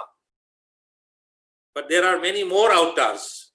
It's not just limited to 10 avatars, but these 10 avatars are called lila avatars, for they come to perform particular pastime. Thank you, Maharaj. And I just want to, before I go to the next question, quickly, there are,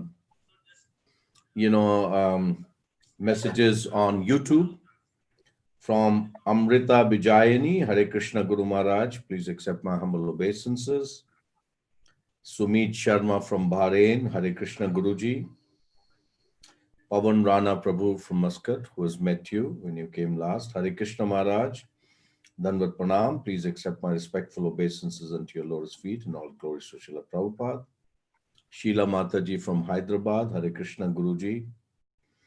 Bharati Mataji, she is one of the students, attends the classes of my wife, Apurva. She writes, Hare Krishna Guru Maharaj, my humble obeisances. Bhaswant Nayak, Hare Krishna Maharaj, please accept my humble obeisances unto your lotus feet and all glories to Srila Prabhupada. So these were some of the messages I thought I must read to you. Now our next question is from Murlidhar Prabhu, rather from Anasuya Mataji, his good wife. She writes, Hare Krishna Guru Maharaj, my humble obeisances unto your lotus feet. Guru Maharaj, how can one propagate simple living and high thinking in the neophyte stage in Krishna consciousness among this modern society? Well, you see, it is this question that in the beginning, we come out of the material world and into the shelter of Krishna consciousness. So we slowly learn the art of Krishna consciousness.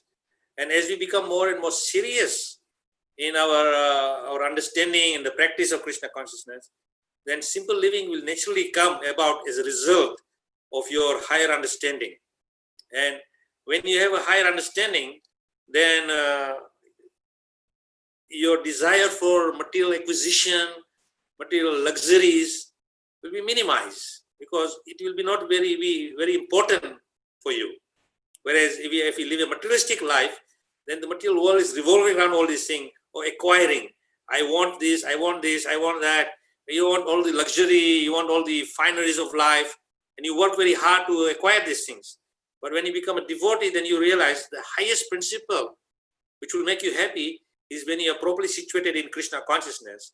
And when you are peacefully chanting the holy name, you get the peace and happiness from within. So you don't get happiness from outside, but from within. So generally, when we in a neophyte stage, it is sometimes we are just stepping out from one end of aspect of life into you can say into the spiritual realm. So it's just like that you are outside and it's raining and you're already wet, and then you come out of the rain and you come into a drier place or underneath a shelter, but you are still wet. But as long as you stay in the sheltered place, then eventually the water in your which is soaked in will dry up, and then you will be free from the rain or the water which is soaking you. So in the same way, we are just coming out from the material world. We are soaked with this materialism. And as we are taking shelter of Krishna and Krishna consciousness, then in time we'll be dried out of all this materialism and all this attraction for material things and attachment for these things or need for these things. And slowly and slowly, as you're developing and progressing in spiritual life, then you will become more and more simple in your your requirement. Because what do you basically require, as I say in India, roti, kapda or makan. So if you have prasadam twice a day, you have a little humble dwellings which protects you from the elements of nature, a small house, and sufficient clothing on your body for decency, and of course according to the seasons. In the hot season you have light clothes, in cold season you have warm clothes. If these things are there, then what more you need? You don't need so much. But in a general outside world, in a materialist world, you will see most people, if you go to their home, in their bedroom, the wardrobe is filled with so many clothings. Then you ask them that you have so many clothings. When was the last time you wore this? Oh, I wore this about 4 years ago. And what is it still doing in your locker if you don't need it? No, I will wear it sometimes. But then every few months, every few weeks, you buy some more, and you keep accumulating. That is the materialistic of high thinking, high living. Whereas when you become simple, then Prabhupada says, you just need simple clothing, simple food, and simple place to stay. That is sufficient. But the rest of the energy is focused for developing Krishna consciousness. So I would say that in my experience and my understanding is as we become more and more Krishna conscious, and as I said, from the rain, you take shelter into a dry place, and eventually the water will dry up and you'll be free from the soaking water. So similarly, when we take shelter of Krishna, we'll be free from this materialism and high living and expectation of luxurious life, and automatically it becomes very simple because your needs become very simple. And your on the other hand, your requirements becomes greater. What is your requirement?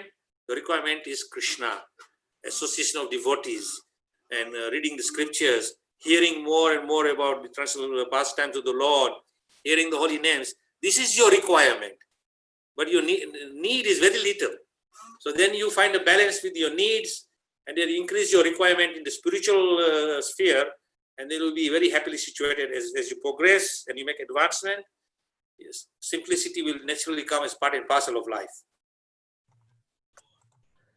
Thank you, Maharaj. You said a very important thing in this. What is your need? And that is Krishna. So that was, I think, the high point. Not need. Your requirement is Krishna. Your requirement is Krishna. Absolutely. Your need is roti, kapda, or makan. Yes, but the requirement is Krishna. No, that was very nicely put, Maharaj. Thank you so very much. A few appreciations. Sunaja Mataji joins us from Sharjah. Dandavat Pranam Maharaj. Please accept my humble obeisances. All glories to Guru Parampara. And as Maharaj explained, let Krishna give all devotees proper intelligence to be in Krishna consciousness. Amazing class. Sumit says, Hare Krishna Gurudev. Thank you. Madhusudan Damodaran Prabhu. Thanks, Guru Maharaj. Anupama Radharani Mataji writes, thank you, Maharaj, for the wonderful practical wisdom you share. All glories to your lotus feet. Jai. Then we have, there is one last question, which I'll keep it for before. Then we have Sri Chaitanya Dev Prabhu. Hare Krishna Gurudev, please accept my most humble obeisances. Thank you very much for your kind advices. Sri Chaitanya Dev Das and Rasa Vilasani Devi Dasi. Then there is also Rasa Manjari Mataji. Hare Krishna Gurudev, please accept my humble obeisances unto your lotus feet. Was having many questions, but got cleared in your class. Thank you so much for enlightening us. Yours unqualified daughter, Rasa Manjari. Muralidhar Prabhu writes, thank you, Guru Maharaj. Now the last question comes from Rajeshwari Mataji from Muscat. She is asking, please accept my humble obeisances, Guru Maharaj. All glories to Srila Prabhupada. Thank you very much for a wonderful lecture on tapasya and ahimsa. If for some spiritual reason we speak or hide the truth, is it an offense? We speak what? If for some spiritual reason we speak or hide the truth, is it an offense?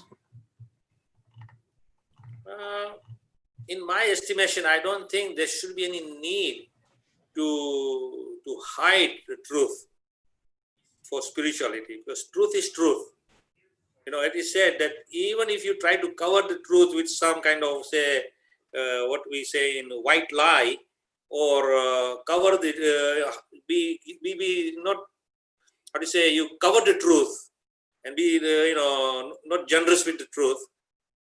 But truth has a very funny ability to come out at the most unexpected time. And see, when you try to cover that truth, you may say, okay, I'm okay now, I'm happily situated now.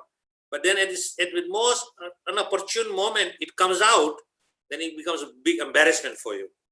So I would say in spirituality, there is no room for truth. Be honest and be straightforward. And if you're honest and straightforward, the person whom you're honest and straightforward will understand that this is reality. This is what matters.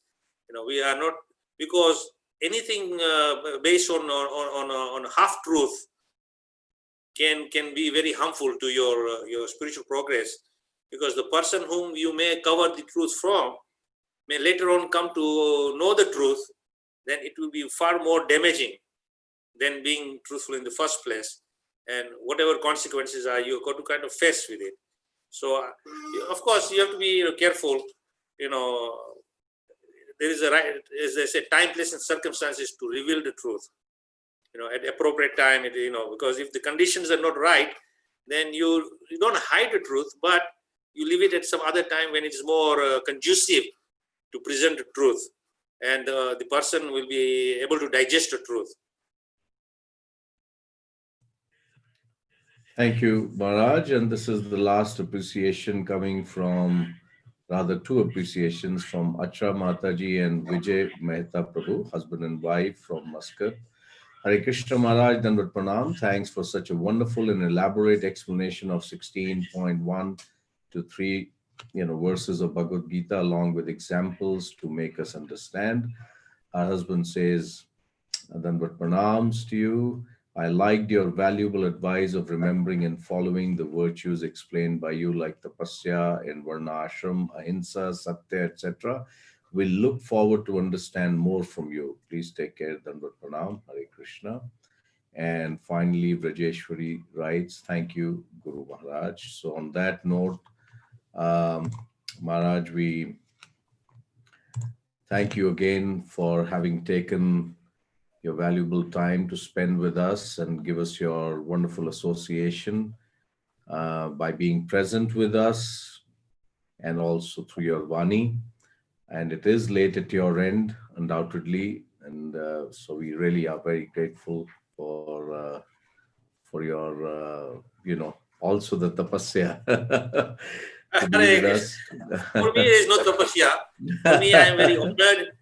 I am very grateful to you and all the devotees who have come on from different parts of the world on YouTube or Zoom to hear something. Although I'm not a worthy person to give knowledge on spirituality, but I'm simply repeating, as Prabhupada says, all you have to do is repeat what I have said, and that will make sense to your listeners. So I am just trying to do justice by presenting what I have learned from Srila Prabhupada, and I just repeat what Prabhupada has said in his wisdom of his lectures, in his books, and I hope that we, collectively all of us can understand the seriousness of Krishna consciousness and make our lives perfect. So I am also very honored and thankful to all of you who are giving this opportunity to share some of my realizations and understanding of the practice of Krishna consciousness. Thank you so very much, Maharaj. We are indeed touched by your humility, and it is indeed a very good example for all of us to follow. And also, as you have always advised, and also we see from your life that we need to follow what Srila Prabhupada has given us through his purports, through his examples, conversations, and we will indeed look forward to having more and more association of yours. And we also wish you good health and a long life in the service of the mission of Srila Prabhupada. So on that note, we thank you again, Maharaj. Let's all pay our most humble obeisances to Maharaj. Vancha kalpatarubhyascha kripa sindhubhya cha patitanam pavanebhyo vaishnavebhyo namo namaha. Jai. His Holiness Atmanivedana Swami Maharaj ki jai, Srila Prabhupada ki jai, Samveda Bhakta Vrinda ki jai. Thank you all for participating, and we will have Maharaj again next week. It will be Saturday, same time, 4 p.m. Maharaj, can I take the liberty of announcing right away? Yeah, no problem. As we said, because Saturday is more practical now. So Okay. we're going to stick to Saturday because you are all now not under lockdown, you're unlocked. Right. So you get back into your, what we call is, in Bali we joke, the new normal. So we are now getting into the new normal, not just normal life, new normal life. Sure. So yeah, I'm sure all of you are committed to your own livelihoods. So I pray to Krishna that you are successful in all that, and we'll meet next Saturday, God willing. Thank you so much. Thank you so much, Maharaj. And thank you everyone for making this session so wonderful and so fruitful and meaningful. Thank you all again. Hare Krishna. Hare Krishna.